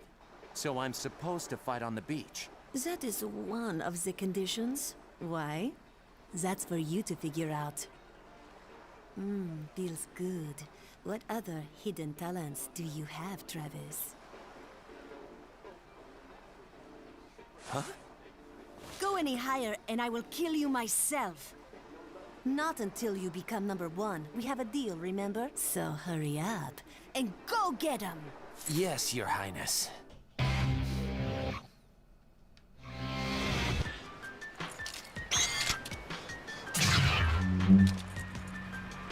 that down. That is loud.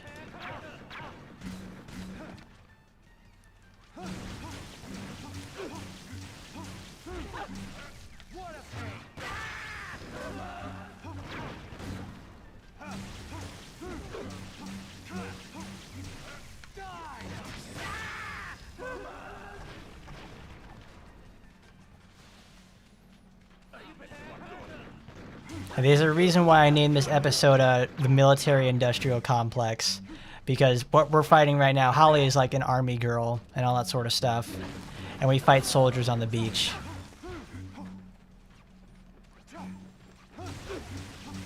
This is like a whole place with like a ton of guns users, and they're super duper annoying.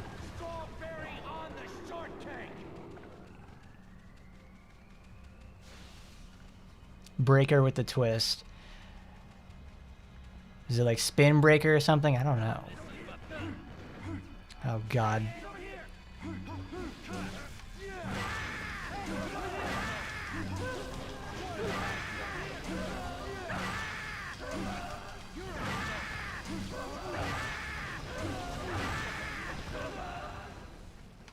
God, these guys always keep running the way.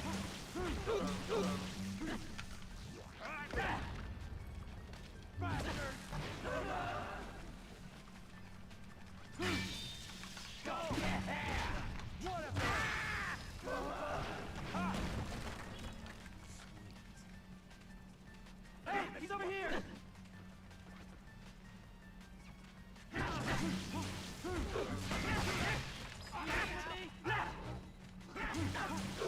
Dead now! Dead now! Oh, come on, Travis.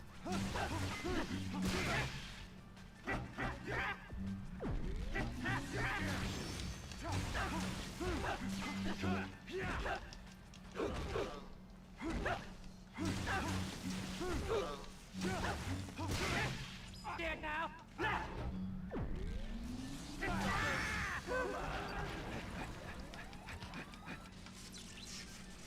It's breaker with a twist. It's probably a backbreaker move.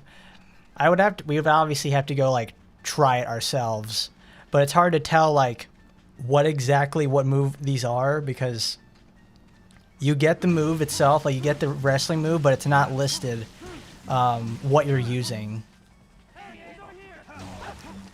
So unless you're really well versed in like wrestling terminology and that sort of stuff, or like what the moves look like, I'm totally in the dark about that sort of thing.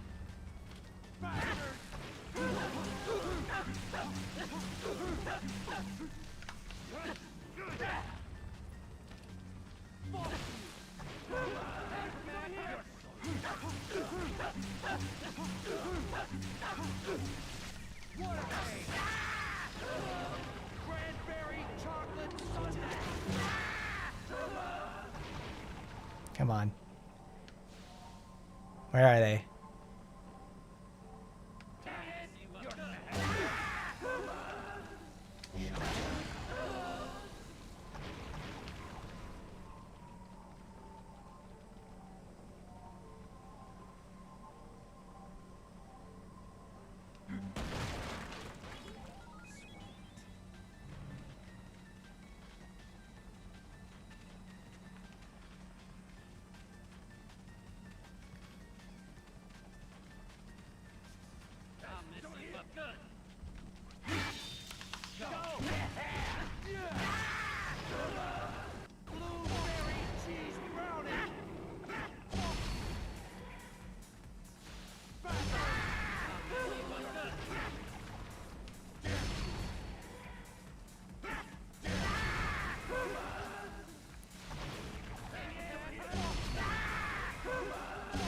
Come on. Come on, Travis. It's like the ball can like just nick him. It's okay.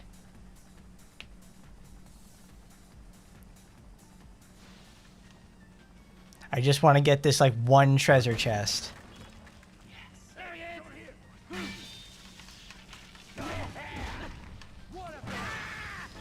Ooh, nice. We actually got anarchy. We got one anarchy in the galaxy. We'll use that for later. Actually, this is probably a good time to use it. Because if I remember correctly, well, it used to be like minus on the Wii. Anarchy in the galaxy!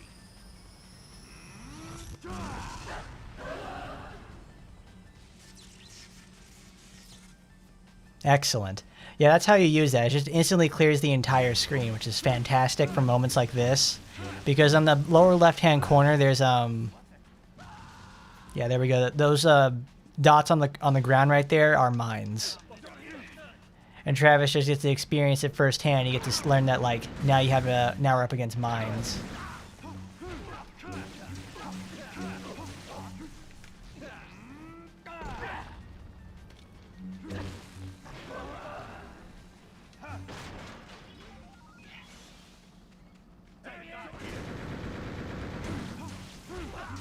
This is also where we get introduced into submachine gun enemies and machine gunners. They're very special because every time you block, it takes a little bit of it does a little bit of damage to your battery. And every time you keep blocking it, like the longer you keep blocking against those enemies, the more they're going to just grind down your battery. You don't want that to happen.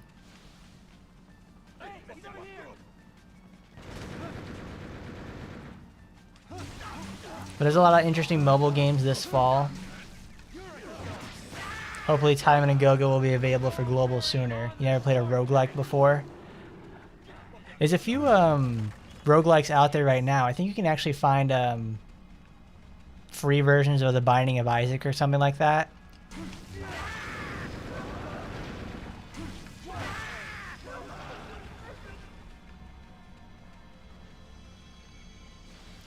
So I guess in preparation for something like Time of Go-Go, you could look up something like, I don't know, some free-to-play roguelike games. I know they have some on the phone for sure, because I used to play those like when I was still in school.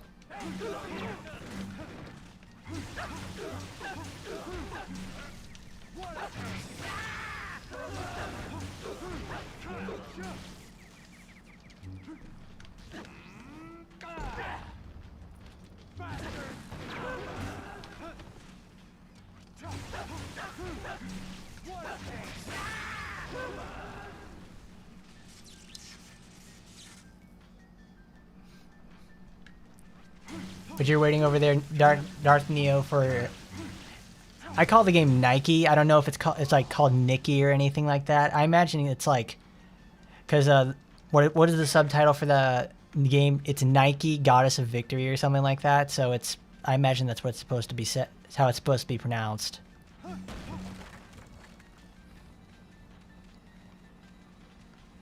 Well, what is Dolphin Wave though, Darth Neo? Can you tell us a little about that? I don't know I don't know what that is. I typically don't keep up with that many gachas anymore.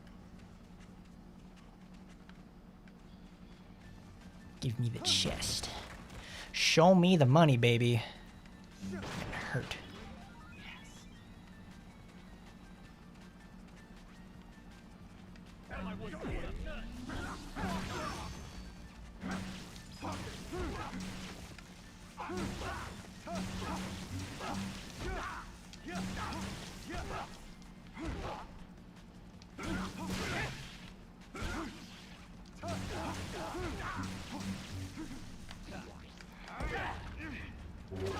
There you go, Travis. That's how you do it.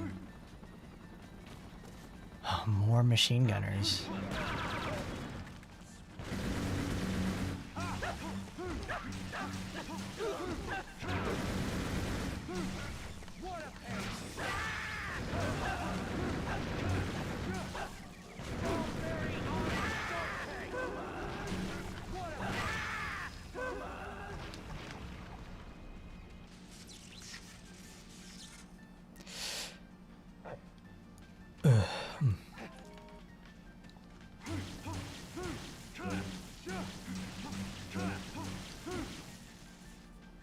There you go. Now he's being cautious.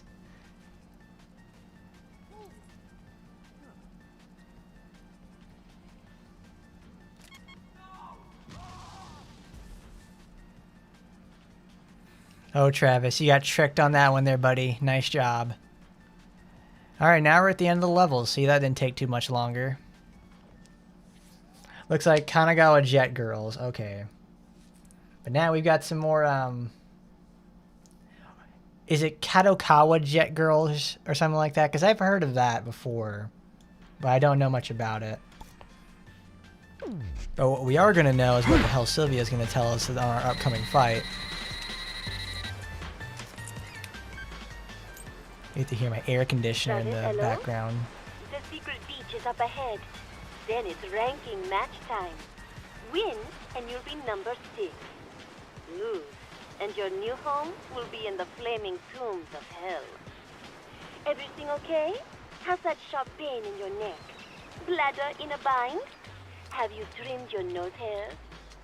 When you're ready, step inside. You know, you've been quite cocky lately. Well, more than the usual dose of self-assuredness. You think that being ranked 7th means you're hot shit, don't you? And you're just raring to go. You've gone from dumb to dumber. Watching your meteoric rise of stupidity is truly painful to observe. That careless attitude of yours will be your undoing. And with that, I am 500% certain you will die this time. But trust your force and head for the Garden of Madness. I wouldn't be surprised if I actually die on this mission, because it's annoying. We can maintain, but if we maintain our level of confidence we've always had about going into a battle, we could probably do this on the first try. But Holly is just really, really annoying. But we get a wrestling move out of this, so we can try on her. But Travis, this is just common sense in Calgary, the king of suplexes. Remember now, Satan's Ferris wheel, the belly to belly.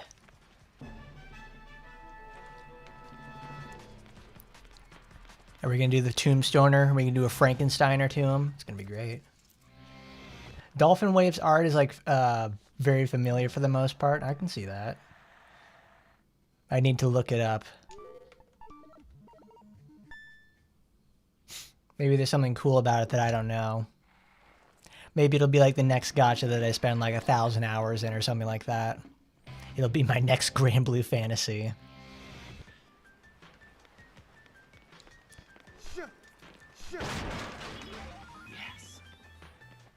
The girls are super kawaii. Oh, I almost missed that one.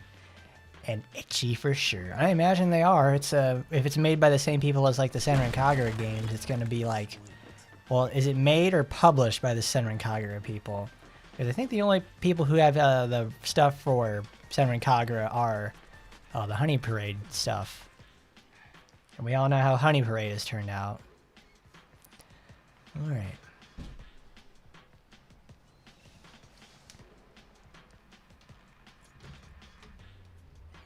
Before that, though, I'm going to go to the bathroom.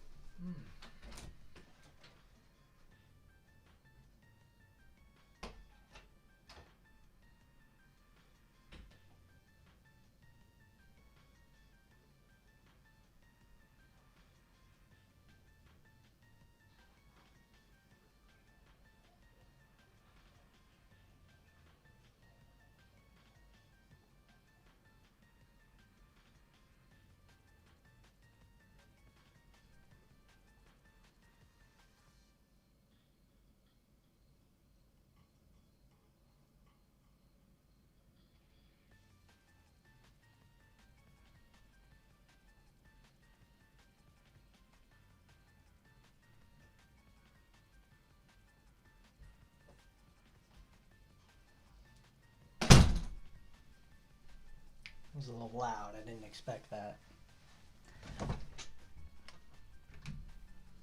Alright. What do you even do there in something like Dolphin Wave? Is there like a... Well, I know... Oh, yeah. Did you guys ever get into like the Nike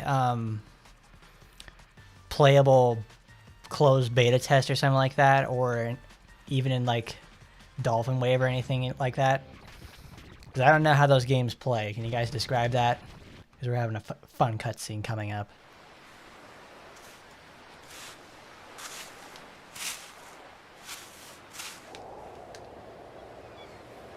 Do you like fighting? Yep. Do you like killing? Live for it.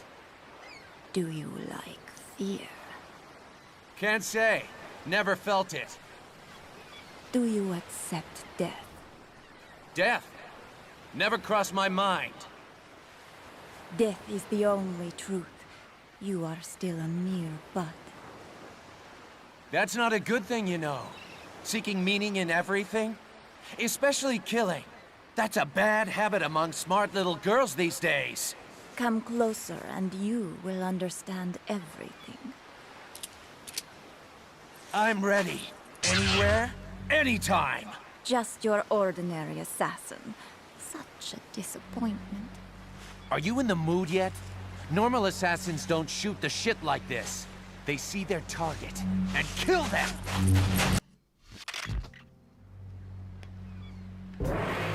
Alright. There you go. Yeah, Travis, he's a real straight shooter on that sort of thing, but everybody wants to wax poetic. He's a real nice player surrogate that way.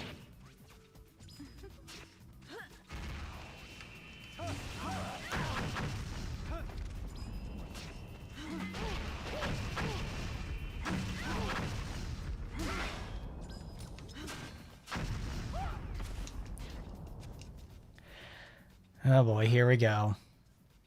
Let's see you get out of this predicament. No problem. You'll see.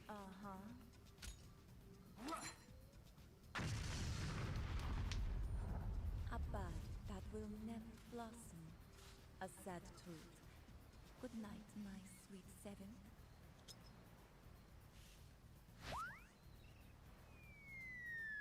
Oh, crap!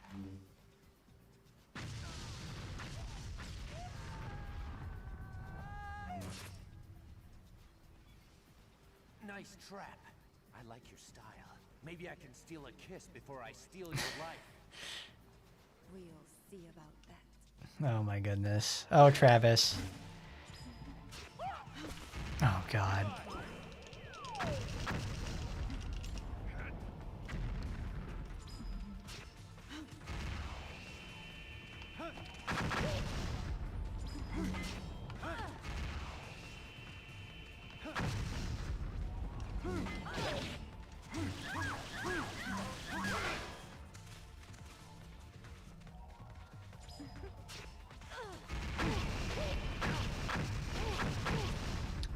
Wow, this is like a substantial amount of damage. Holy shit.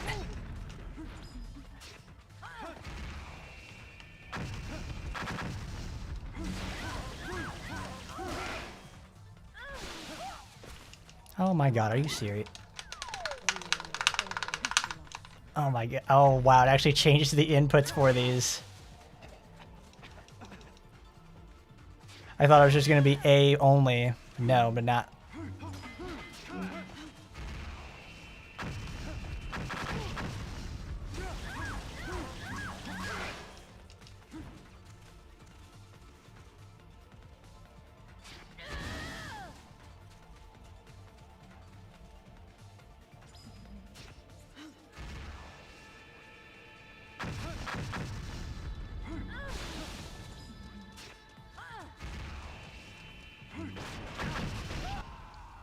Oh my god, there we go. That's what I thought was going to happen. I'm like right next to her when those missiles go off.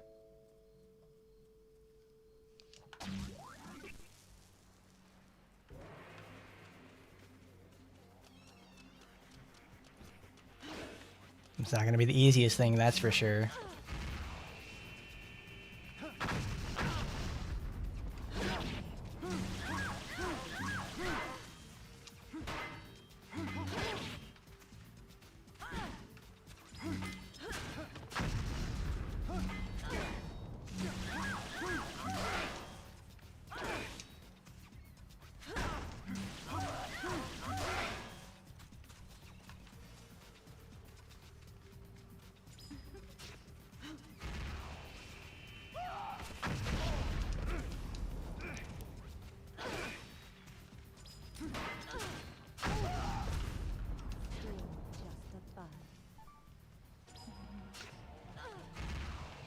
At least it got me out of the hole now put me back in. Okay, that's great.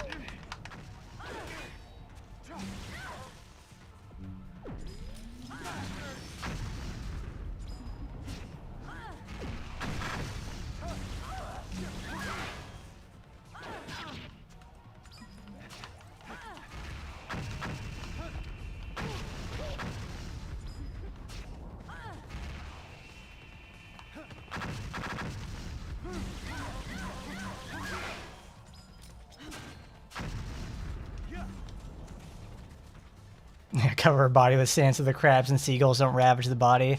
I don't know, those seagulls are a bit more astute than you think. They'll be all over her like white on rice. Or like birds shitting on an awning.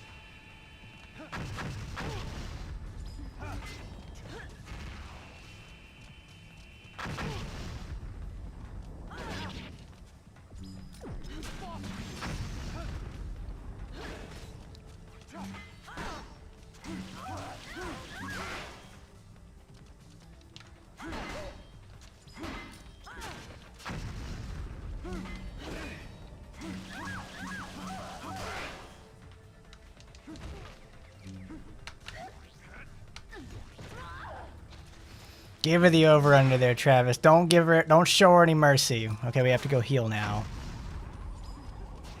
This boss fight is very annoying. There's actually really fast ways to kill her, but even then they take a very high amount of execution to do. She has all these goddamn homing missiles, a ton of ranged attacks, and you can't fight in the middle of the arena because, well, in the middle of the arena is all those, it's a minefield, and you can't detect the mines.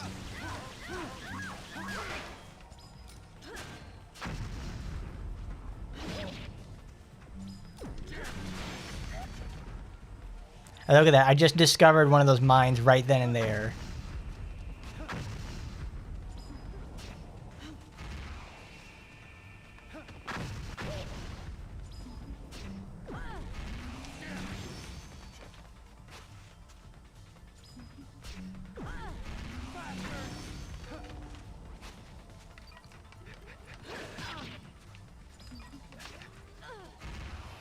Oh my lord.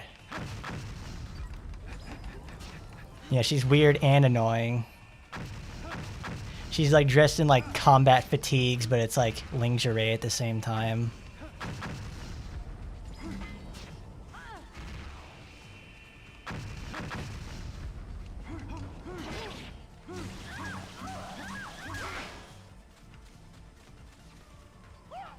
Oh my god, what's it? I fucking hate that so much. It's even worse on the Wii.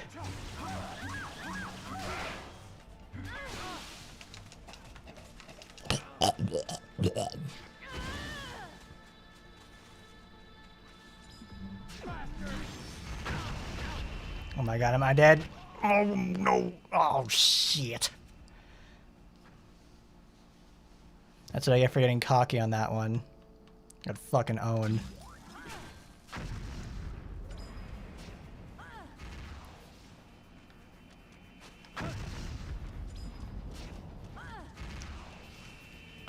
That was a good attempt though. We got her down to like her last quarter of health.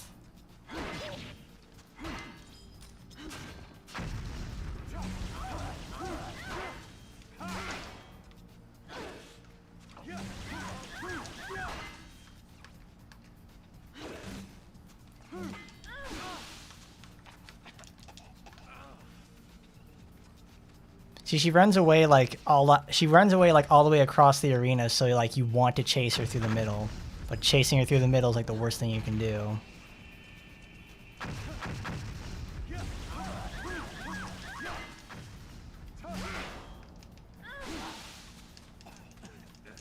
I would rather her just do the sand attack. Oh my god, she's in the middle now. Great.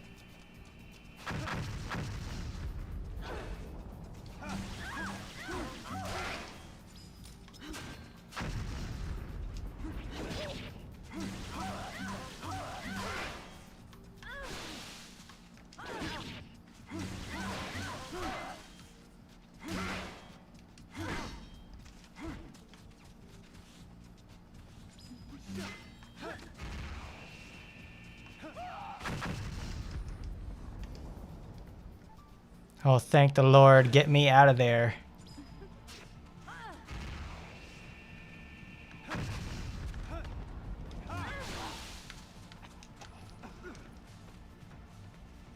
Because if the missiles weren't going to get me, that hole was.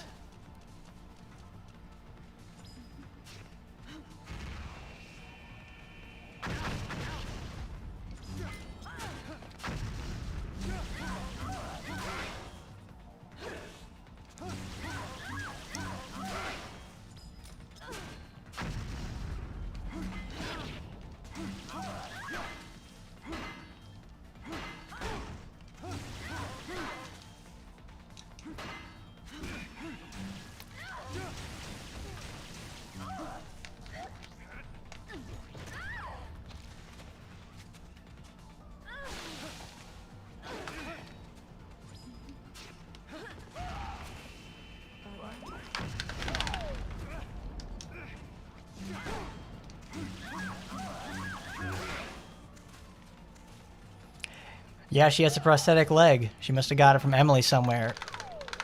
They're both in the military-industrial complex. They know what to do to get those sort of materials.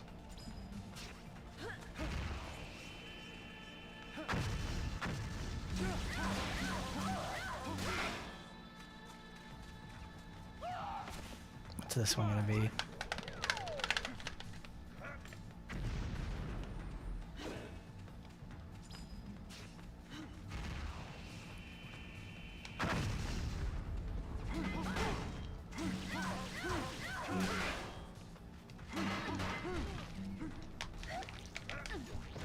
There you go, Travis. Get her.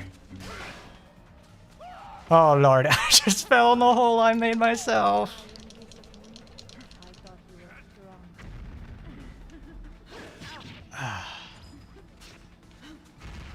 No one else's fault but mine.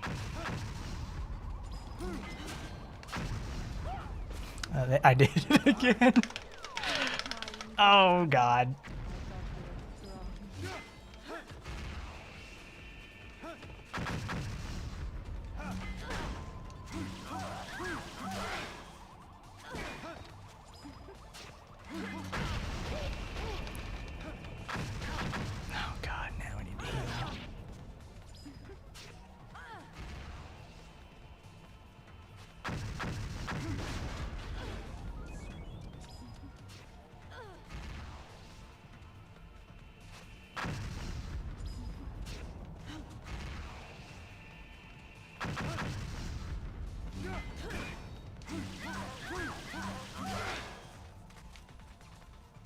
We are very close, in fact. I have to really focus for this now. That's right, that's right. Use your turn, cover it up. Do your missiles. They take forever to reach me.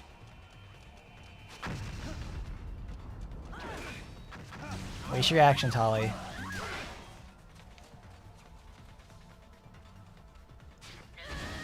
So you do that shit on purpose.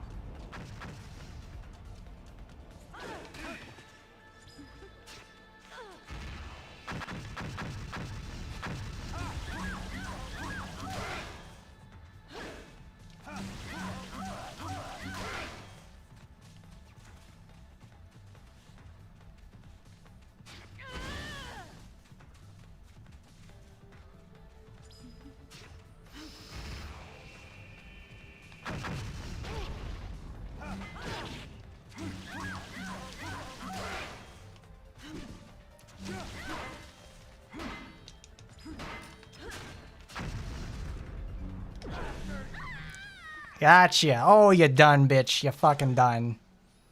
Took, what, 3 attempts? Oh, yeah. What is this?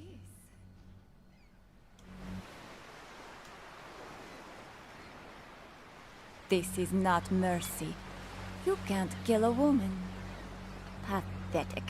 If you can't kill a woman, you are less than a thug. You will never make it to the top. That's okay. I seem to have a thing for stupid, pathetic men like you. I can accept defeat if it comes from your hand. I will let you in on a secret. Assassins must die when they lose. Open your eyes and never look back. Promise, never forget me. Huh? Thank you. The moment you hesitated, I felt your embrace. Hold up!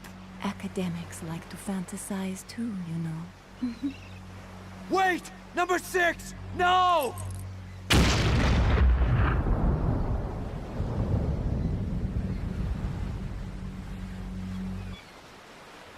Forgive me, Number 6. I never meant to shame you. Oh, wow. I never realized that until now. Not a very smooth victory, Zed. He never Travis. actually learns her name. That's a bit of dramatic irony. Like, we That's know all who that that matters. is, but Travis doesn't. I hate to award you these, but you are now 6th in rank. What was her name? That is not important anymore. You're right. but I owe her at least that. Holly Summers, born in... No, just her name. The shovel for that guy didn't load in back there. That was pretty nice. Like all he's doing is just shoveling air back there. Well, that was fun. Well, not the most fun. There are ways to not have to make that fight go the way it did, but hey, we got through it.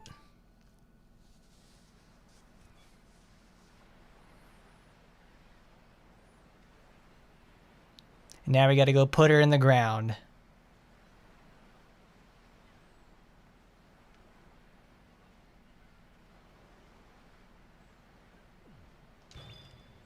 Now we get the U.S. military secret. We give it to Dr. Naomi and we get a bunch of cool stuff out of it.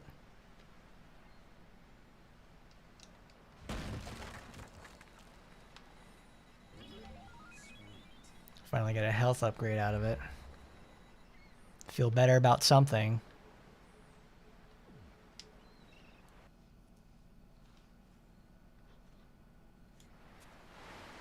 Forgive me, Holly. I was late in saying this, but I love your soul. Rest in peace.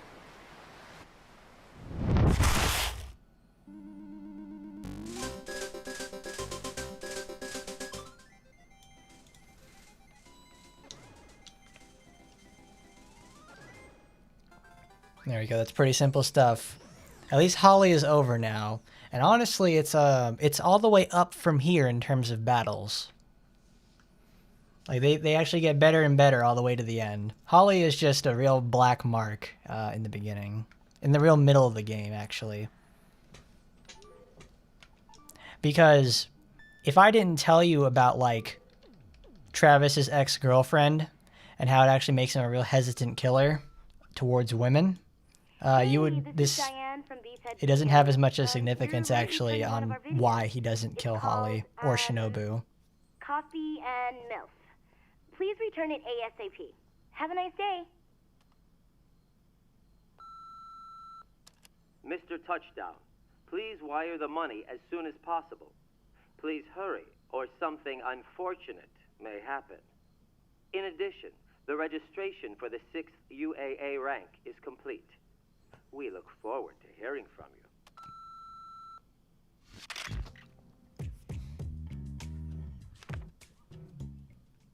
350,000. I think we actually just need to do like one mission and that's enough.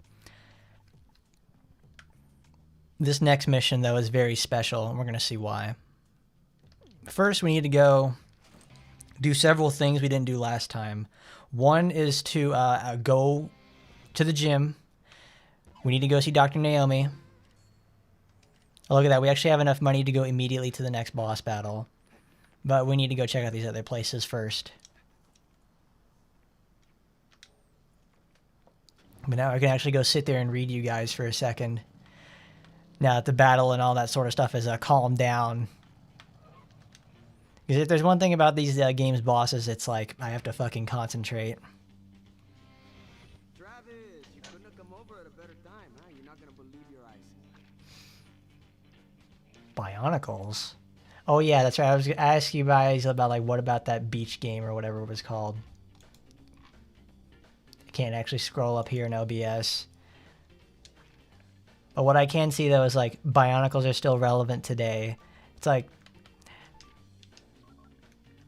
Bionicles themselves, I had, that's a thing that I liked when I was a child. I didn't even know there was actually, like, really extensive lore regarding Bionicles.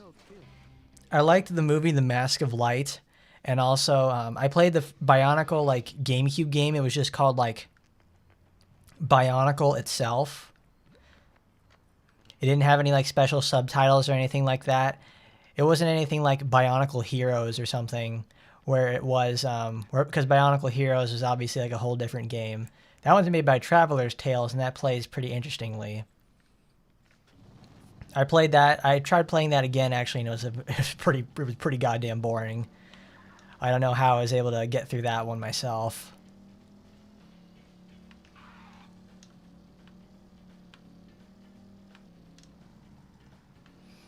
Yeah, I didn't really get. I stopped really being interested in Bionicles because it's like it's a toy your parents have to buy, and those things cost like $20 to $25 a piece. So the only time I ever was going to get one was for like my birthday or Christmas. So I only really got like 2 a year. So Don't lay a single finger on anything. I had a waning and waxing interest in that sort of series, and then I just essentially fell off for the most part.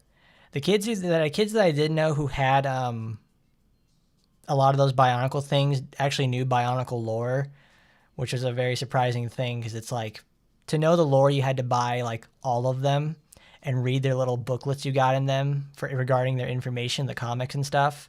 I think some of it was online too. Now we get the military secret to Dr. Naomi, and she can do stuff with it later on. We can't do much out here yet until we get to rank 3. Rank 3 is when the U.S. secret comes to fruition. But yeah, when I was Bionicles were fun to play with, but they just never really worked out for me.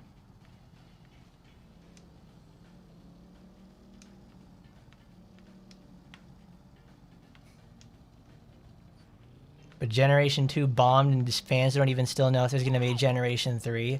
They did try to, I understand at some point they did try to revive interest in Bionicle, you know, testing the waters in their marketing department. But it's like, I don't think that turned out very well because Bionicle is still not around. There's that Bionicle fan project game that's been being worked on for the most part. I saw the footage of it and I wasn't exactly impressed. Like, it's trying to be like, you know, everybody wants to be Devil May Cry, but they don't understand what really makes it work. So they end up missing the mark or just barely meeting the criteria for it. So, and it's trying to do that. How many do I have? 5. I need 8. I need 3 more. Yeah, an extensive lore for a toy is actually, you know, a really cool thing. That's more or less like a Japanese sort of concept being taken into like Western markets, and it obviously has a potential to work, but they didn't really have the push behind it to really get it going. It had movies, it had all that sort of stuff. It really needed a strong cartoon. Like Lego Ninjago is really what I consider to be the successor of Bionicle, because it took the it took the lore aspect, put it into a cartoon, made many seasons of it, made many toys out of it, modifiable toys, and lots of sets out of it too. So, like, it's a palatable situation because, you know, it worked. From the last time that I remember about Ninjago, it has, like, last time I was watching Ninjago, it had 6 or 7 seasons. That was, like, 8 years ago. So I imagine it's got like twice as many or even more now. Like, it's profitable. Like, Bionicle walks so Ninjago could run, essentially. Or spin out, really.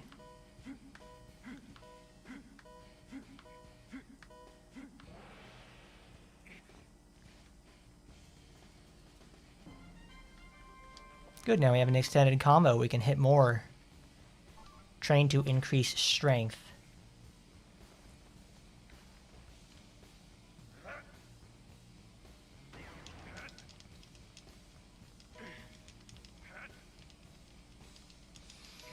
But the best Lego set is still the Duplo set. Like, you had the circus set as a child and you hated not having it as an adult. I can understand that. My mom used to work at like a secondhand store. So the employees back there would have like the first pick of everything in the like that would come into the store. So my mom managed to snag me and my sister this this box of like 8,000 assorted Legos. So I never worried about having like a specific set or anything like that because I had every Lego I ever wanted, and I was very satisfied as a child with my Lego adventures. I made fun things with them. I made stuff for my Bionicles and everything like that. So, like, as an adult person, I don't have to worry about being obsessed with Legos. Like, I literally had my fun as a child, like, to the max. Like honestly, like, sometimes I go home and, like, to my parents' house, and I find Lego stuff that I made in my room. Like, I find stuff in my room, like, that I used Legos to make, like, to prop up something, because the plastic that they use for Legos is, like, super durable. So I would use it to, like, make supports or something, or shim up somewhere to, like, whatever I was building. It's actually very helpful in practical applications. I wouldn't use it to build a house, but it's helpful. But Ninjago still gets new seasons. See, there you go. Why make Bionicle again when you can just have another season of the Legend of Spinjitzu? That's how I look at it.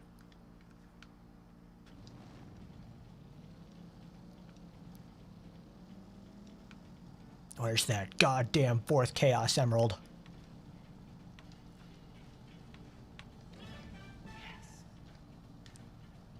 What's my favorite Bionicle element? I liked the water one. I liked water. I like water in, like, just about every game that it's in, because usually water is, like, you know, water is a very persisting thing all around the planet in every single game. So it's like water is a very solid choice. It's my favorite type in Pokemon, anyways. Like, so I'm gonna say water.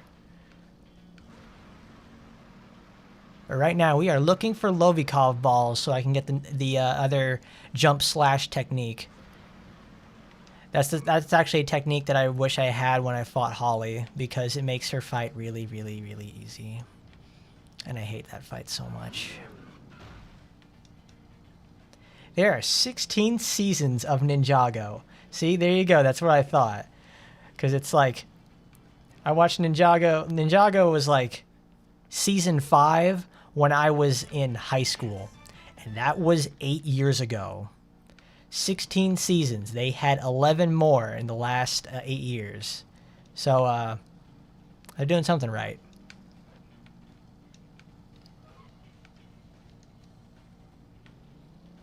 It's got lore, but it's not like extensive comic book lore like what Bionicle was setting up.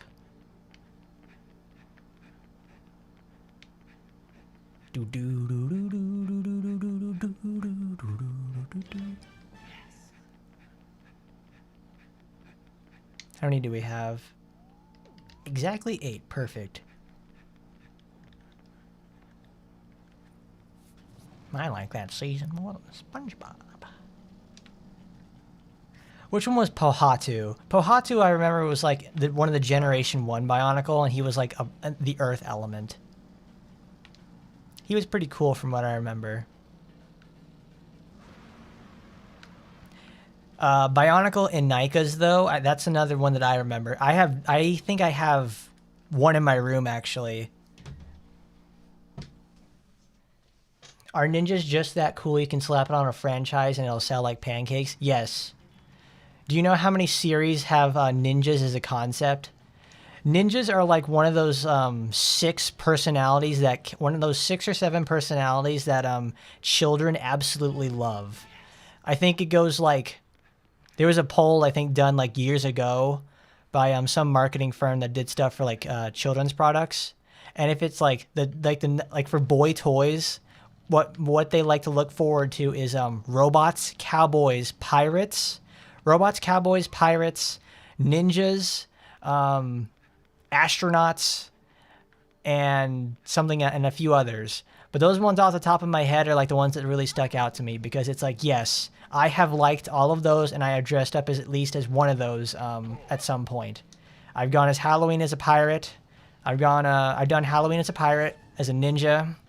I went as a spaceman one time, actually. I did that. But it's like, yes. Dinosaurs. Dinosaur is one of those too. It's like you put a dinosaur on there and it's a winner. People love those sort of like little tropes.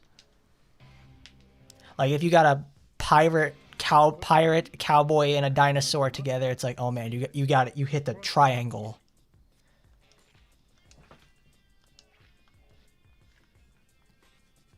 Is this... Oh, Minesweeping. God damn it. This is like... the next one then is what's it called?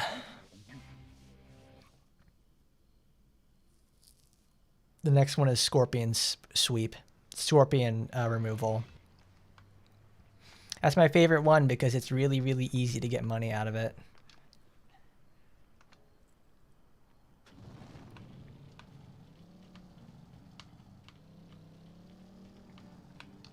Oh my god, are you serious? I fucking missed that? Make them fight. Of course we have to make them fight. That's how Spinjitzu managed to go on for like 16 seasons. It's probably still ongoing too.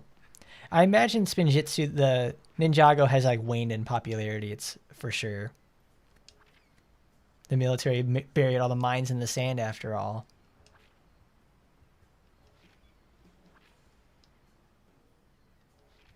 Work persistently. We have to work hard and find ourselves all these mines.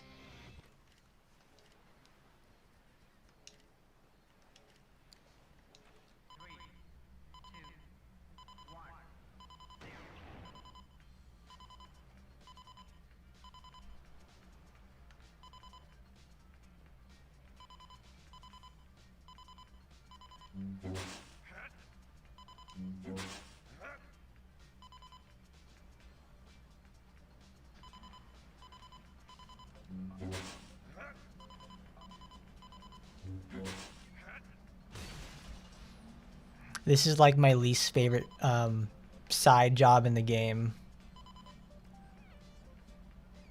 It's so... like, everything else is fun to an extent. Like, you can do it quickly and it feels very satisfying to do it. But it's like, mine sweeping is not fun. Like, the actual act of this, like in real life, is extremely dangerous. But it's like, here, it's just slow and boring. There's no tension, really.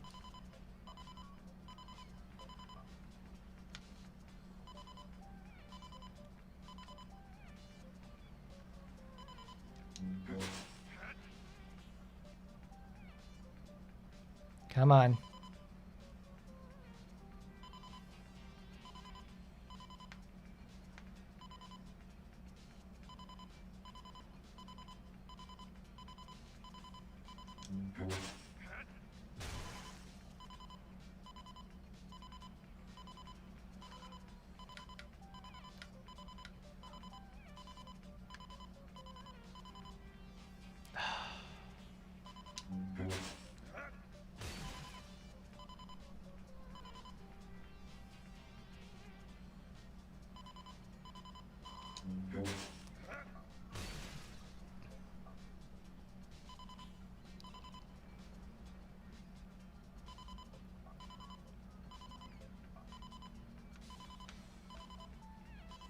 Come on.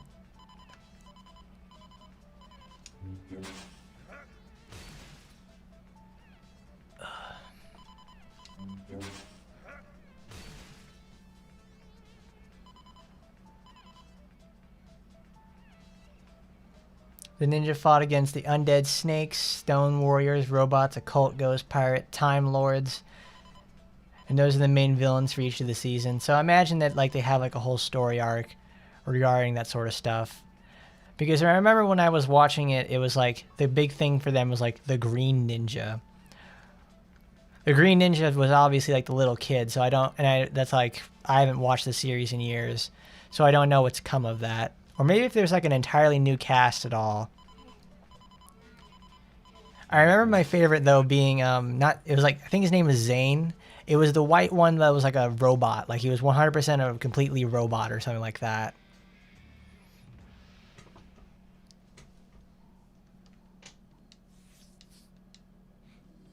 Ugh, I hate that mission so much. It's so slow.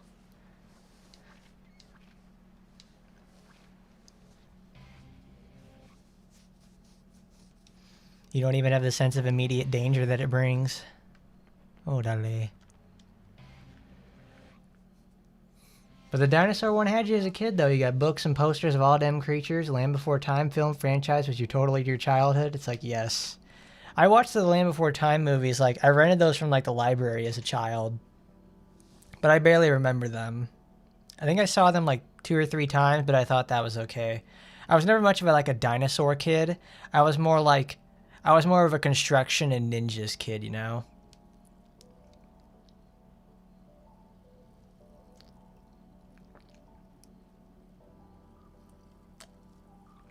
Like, I enjoyed cars and heavy equipment like excavators and bulldozers. And obviously, I really enjoy ninjas. That's why I watched Ninjago. That's why I watched like Ninjago. That's why I watch all that other stuff. It's like, because I enjoy that a lot. Oh, fuck, that's right. You need to get like a silver, I think, to actually get the second mission for this. Because I was wondering, like, why can't you do it? You need to get a good rank on that mission to unlock the second part. I'm not fucking touching that again.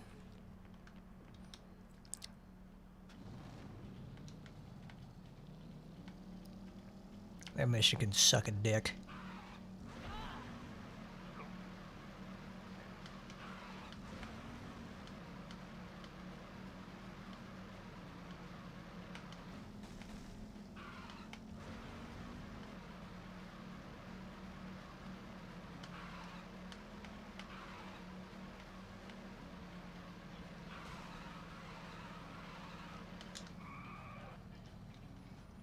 Green Ninja reminds you of the Green Ranger. I can see that.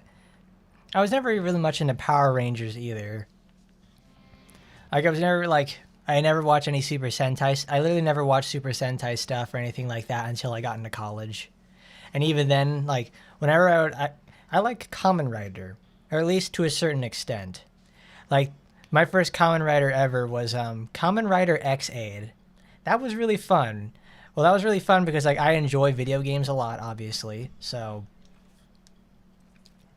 I'm gonna watch the one that's like mainly about video games, and I got the references for sure, and I liked it a lot.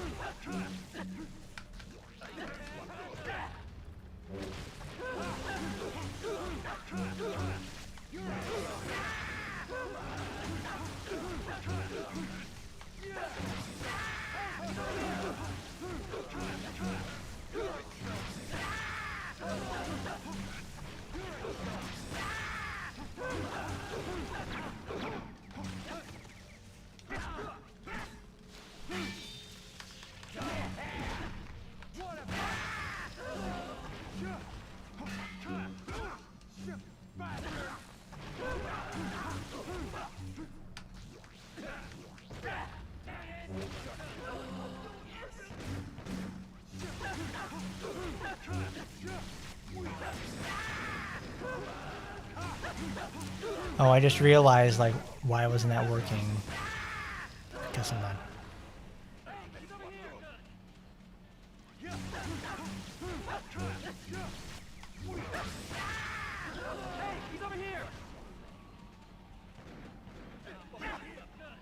Come here.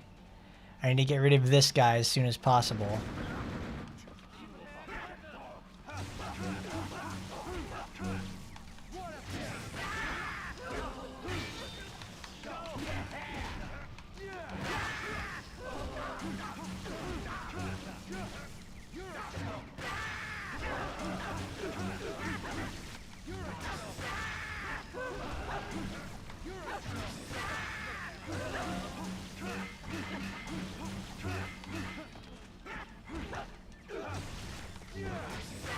Damn it, I'm not gonna get the gold.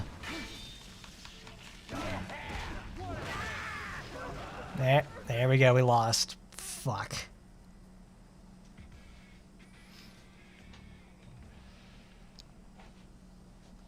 That's why you're not supposed to do the wrestling moves, because they take like 4 seconds apiece. How unfortunate. We only got $57,000 instead of $60,000. We're getting stingy.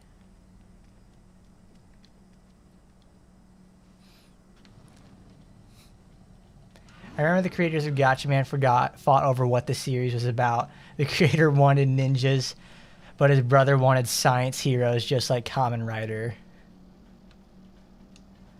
I mean, it's understandable. It's like, what series do you want to take the direction in for the most part?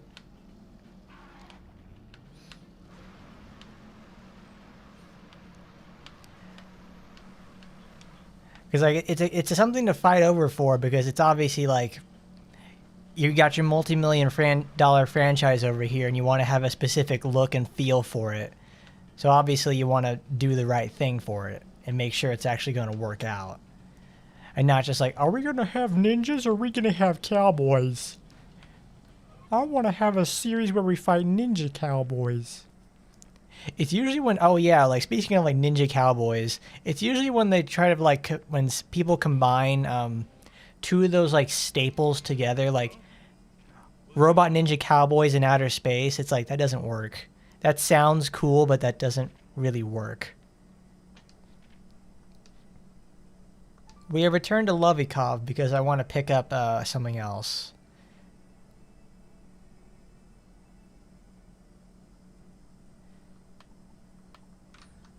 I need to actually look that up real quick.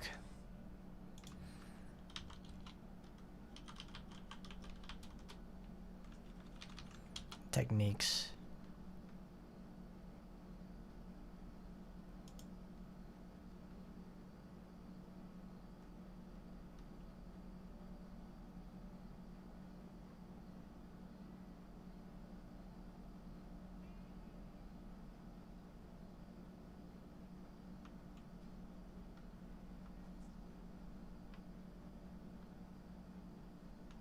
I gotta find out what that is. It's like, what is this supposed to do? Okay. Child is the dash. Woman is the dark side. Ugh.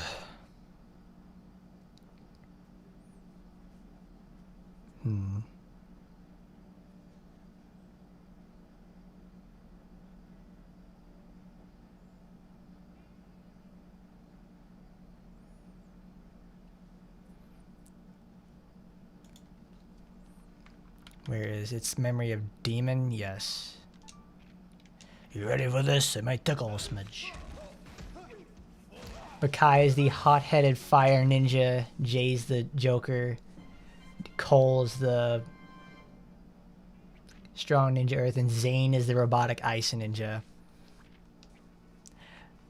I remember also in like, what was it? The Yanika game, Bionicle Heroes. That's it. Bionicle Heroes had the 8 playable masks that you could use. You had to pick them up around each level, and they were actually like really cool ideas for sure. Because every one of those masks played differently, and every time that they've always used the ice character, like in any of the Bionicle games, they always make them like a very slow, hard hitter, which is like, it's not exactly my most favorite thing in the world to have, but it's like, well, it exists.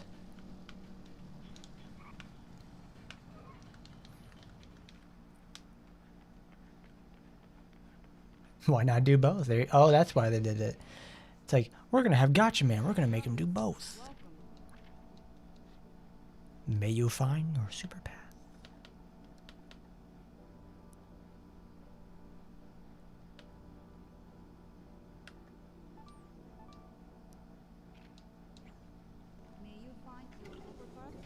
We'll do that again because that's a fun mission. It's also really easy too.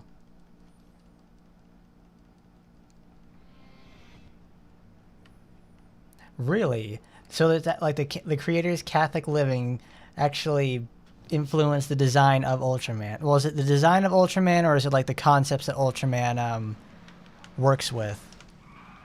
That's my question. It's in the alley over here.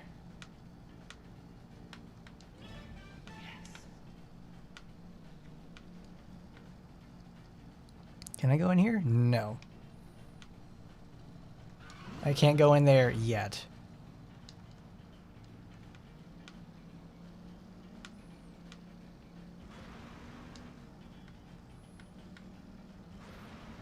because I want to do this mission.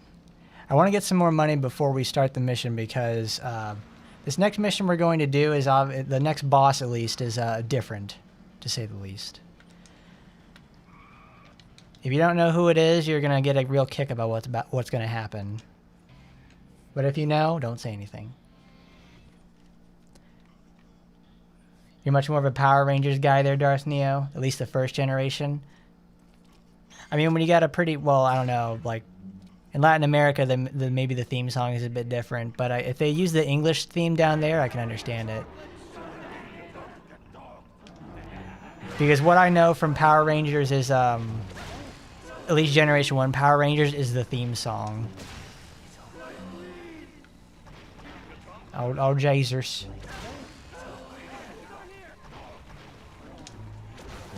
His ultimate beam move is him doing the cross arms.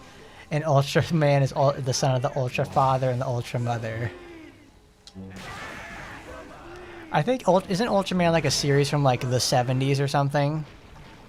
Because I remember I think like my dad was talking about that, and like my dad is in his like his late 50s now.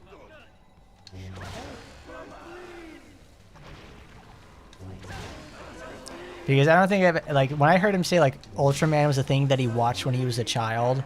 It was like, really? Was that a thing actually in America?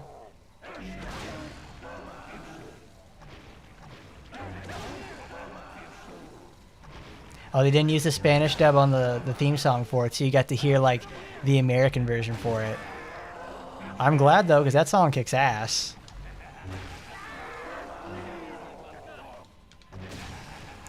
I won't lie, though. It's like, every time that I've heard, like, a Pokemon, like... The Pokemon anime, you know, like, everybody knows that. Like, the Generation 1 Pokemon anime, like, at least the English theme song, like, that is the shit. I love that song, actually. Because everybody knows, like, you know, I want to be the very best. Like, no one ever was. Everybody knows the song. Because it's, like, it's got that fucking rocking melody, and it's just, like, it's so good. It actually gets you, like, really pumped and psyched to watch the show. And honestly, no other theme, like, that Pokemon has made has compared.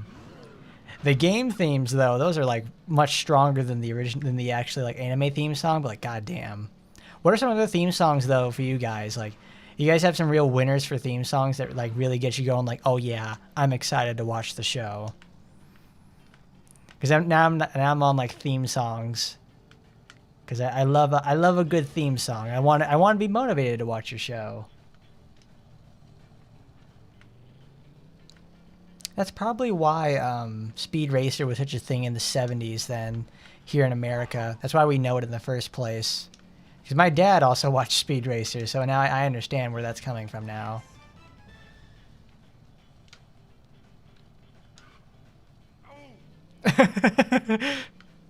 Just runs in the back of the tire. It's like, oh! Like he just bumped into someone. He's like, oh! Oh, jeez. Oh, gosh. English and Spanish versions. Odale, Pokemon. Si, senor.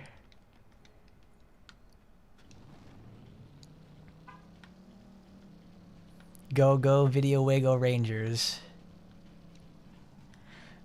I love saying that word so much, Video Wagos. It's got so many fun vowels inside it.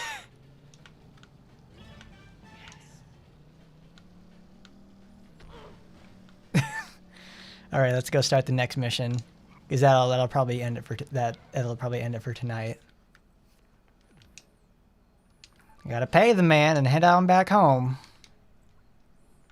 There we go, $129,000. Yeah, that's pretty much where I wanted to end up.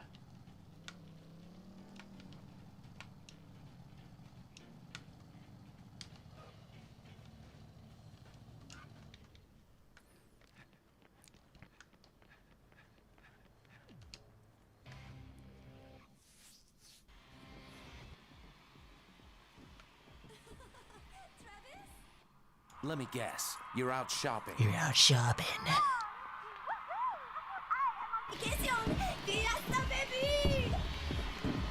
Shopping, now a vacation. Ooh, amazing! Almost as amazing as me!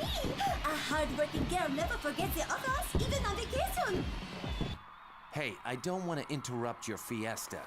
Who's next? Hey, give me a second. Don't go anywhere, sweet.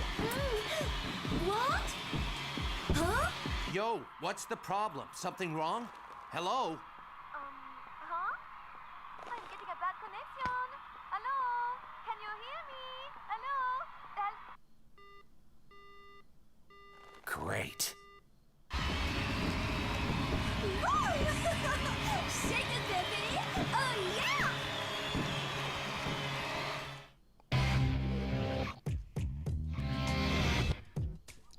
Yeah, isn't that great?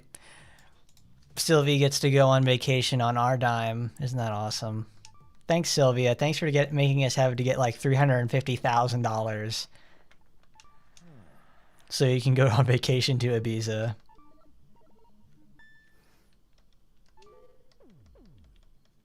But you really like the first Hoenn intro. Oh yeah, that's for advanced battle. It doesn't have the same memorability as Gotta Catch 'Em All or the Polka crap, but you do like rock. It's a simple man. It's like, I don't think it's exactly like a rock one. It feels like, it feels more like almost like a power ballad at some points.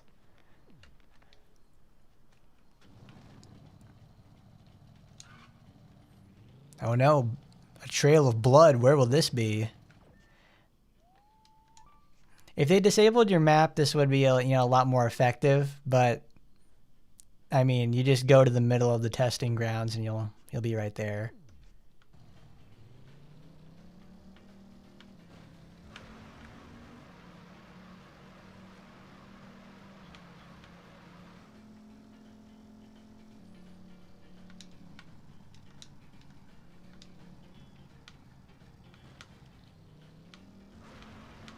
Like they want you to follow this convoluted trail and everything, but you really don't need to. It's like it's right here. They kept blotting this dead woman's corpse like all over this town. It's a mess, desecrating like that. But now we get to our next boss fight.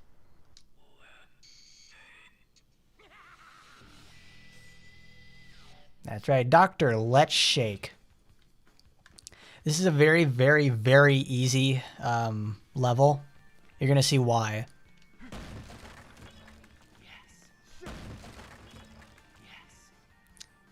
This is just one long hallway. And you're going to see just like what you can do in this sort of level.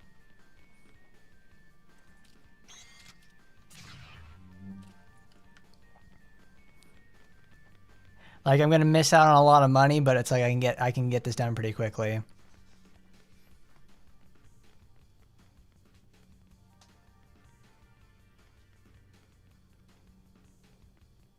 But who is this mysterious figure?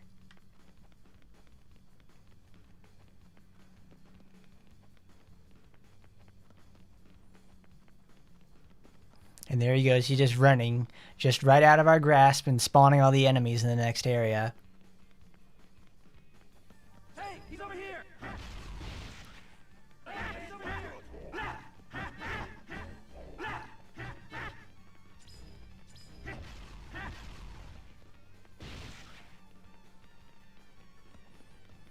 Like this is all you really have to do. All the enemies will just keep chasing you until like the end of the level is reached. Like I think that at some point you will have like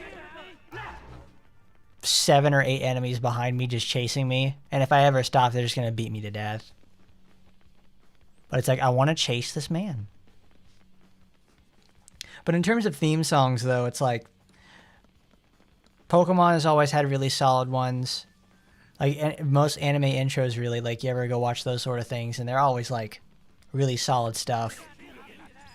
But I guess if I have like, obviously I got some personal bias, it's like, I mean, let's see, the Flapjack theme song, that's another really good one. It's one of those, it's like, it's obviously just detailing what's going to happen in the show. Because typically I don't mind those sort of intros, anything like that. They're fine for what they're trying to accomplish.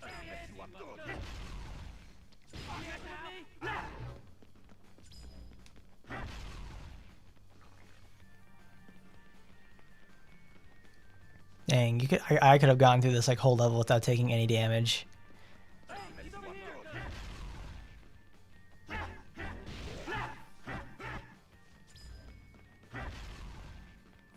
But speaking of like music in general though, it's like, what are some games that like you can obviously remember like that have really strong soundtracks to you? Like when you think of the game, one of the first things that you think of is like the soundtrack itself. One of those sort of games is like, this is obviously No More Heroes. I use like the soundtrack for No More Heroes on like every single one of my streams, at least at some point, because it's so good.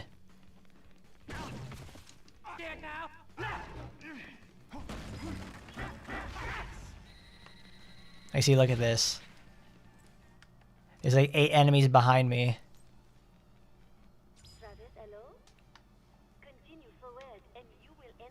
The next ranked match. The 5th rank awaits you if you win, and only eternal damnation awaits if you lose. How are you feeling? No irritable rashes? Hit the John lately? Taken care of the blackheads on your nose? Might I recommend a good hygiene set? When you're ready, step inside. Now, don't tense up too much on this one. You've been slacking off a bit. You must maintain a steady tempo. Oui, you know what I mean, right? I am so sorry to say this, but I am 1,800% positive that you will die here. But trust your force and head for the Garden of Madness. As always, every time Sylvia says something like that right there, it's effectively pointless. That's literally like the whole point of Sylvia calling, is the pointless monologue before the boss fight, when you really just want to go get in the fray and take him out. But who was that masked man? Who was that mysterious man that kept running away from us? Tekken 1 songs. Tekken has some pretty solid music in general too. I like that. Guilty Gear obviously is another game that I can think of, like the music first and then the game. That's another one as well.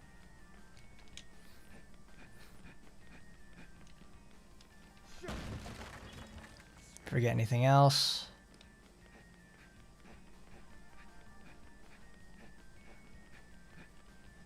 Okay, perfect.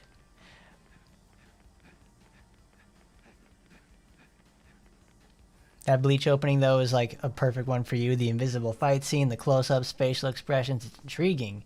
Makes you want to know what's happening. I never really watched Bleach. I obviously know about the pretty ladies from it, though, so it's I guess that's legacy for me, is hot women. But we've got ourselves a boss fight. So let me concentrate a little and try to get through this. Give it my all. I've got to really concentrate on this one.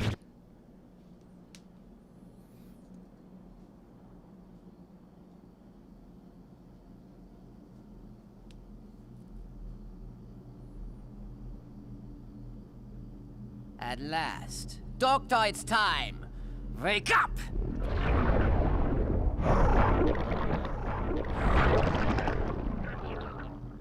Oh yeah, I feel a good undulation. Your rumbling is excellent. I think I'm going to lose the bowel control. You the 5th ranked guy? Yeah! I've been waiting for you! You certainly sound like you're up for a fight. I'm ready whenever you are! All right then, here I come. Disaster Blaster, charging ignition. Ignition ready. Activating main engine. Activating sub-engine. Check. Cycle ratio 15%. Cluster generator active. Calculating coordinates. Thermal protection on. Cycle ratio 25%. Anti-shock balancer open. Calculation complete. Heat detection system normal.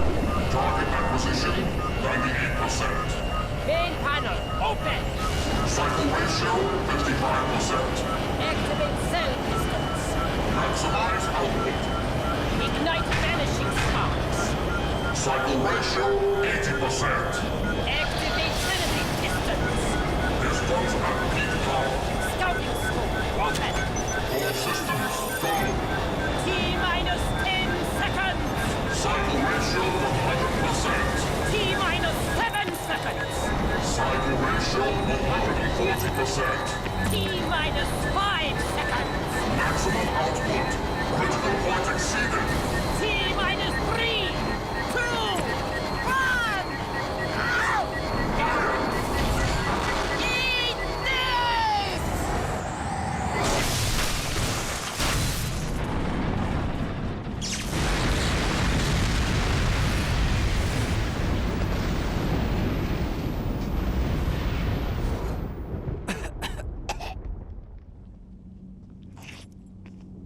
Travis touchdown, is it not? Son of a bitch! Fucking Snatcher! I had him! Dance with me, Travis. A katana. This is getting interesting. What do you go by? Henry. Henry? Your instincts serve you well. I don't know who you are or what you want, Sir Henry. Where are your manners? That was my kill, you naughty boy! Shall we get this over with? And don't hate me if I play a tad dirty. Fine by me. After you.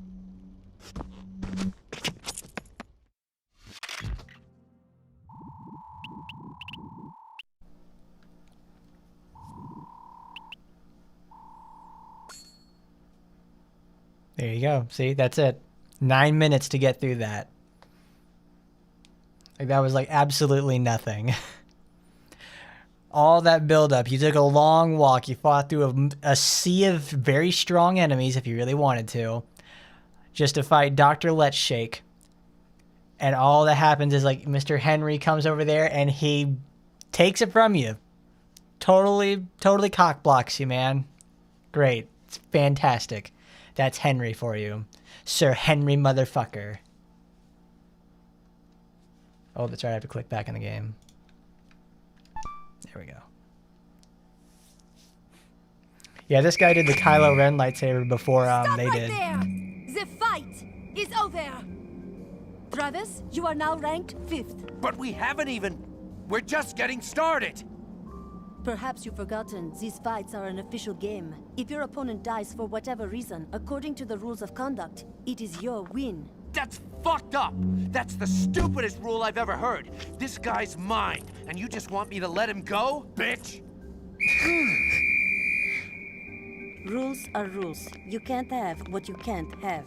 Whatever. But this dude says he wants to fight, and ain't nobody gonna stop him. This ass clown right here is... Who? Hey! He's gone! Mr. Sir Henry motherfucker, he just jetted. What a pussy. Sorry, save that aggression for your next match. Who the hell was that guy?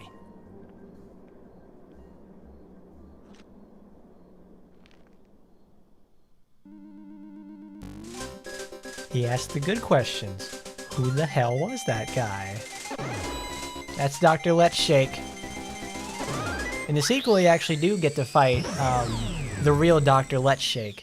And what you think is the doctor himself was the guy with the guitar and like doing all the talking.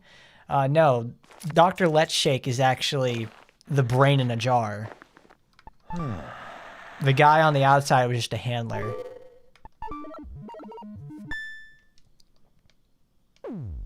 Yeah, Travis is a very honest person. He's very direct, too.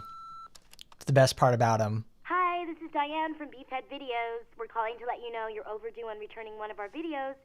It's titled, Air Force One, the First Lady Returns to the Mile High Club. Mr. Touchdown, your UAA registration is complete. As of today, you are officially the 5th ranked assassin in the United States. Nice work. You are on the fast track to the top. Keep it up, and good luck.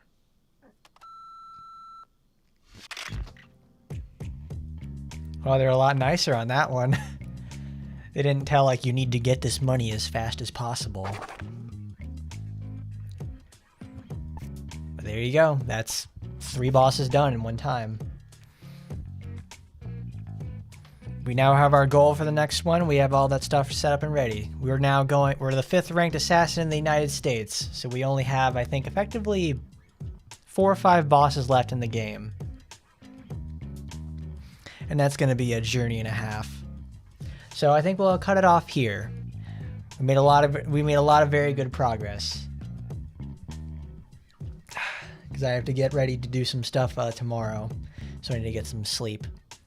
So thanks for coming by, everybody. That was a very fun time. We talked about lots of fun stuff and made really good progress through the game today. Got some good bosses, got some bad bosses as well. I like that. So once again, thanks for everybody for stopping by. Don't forget to like, comment, rate, favorite, and subscribe. Do all that good sort of thing. Love you guys, and you want to see more? Go subscribe. Tell me about it. Leave comments. I like that. So, and as once again, and as I always say to you guys, I'll see you next time. Goodbye, everybody.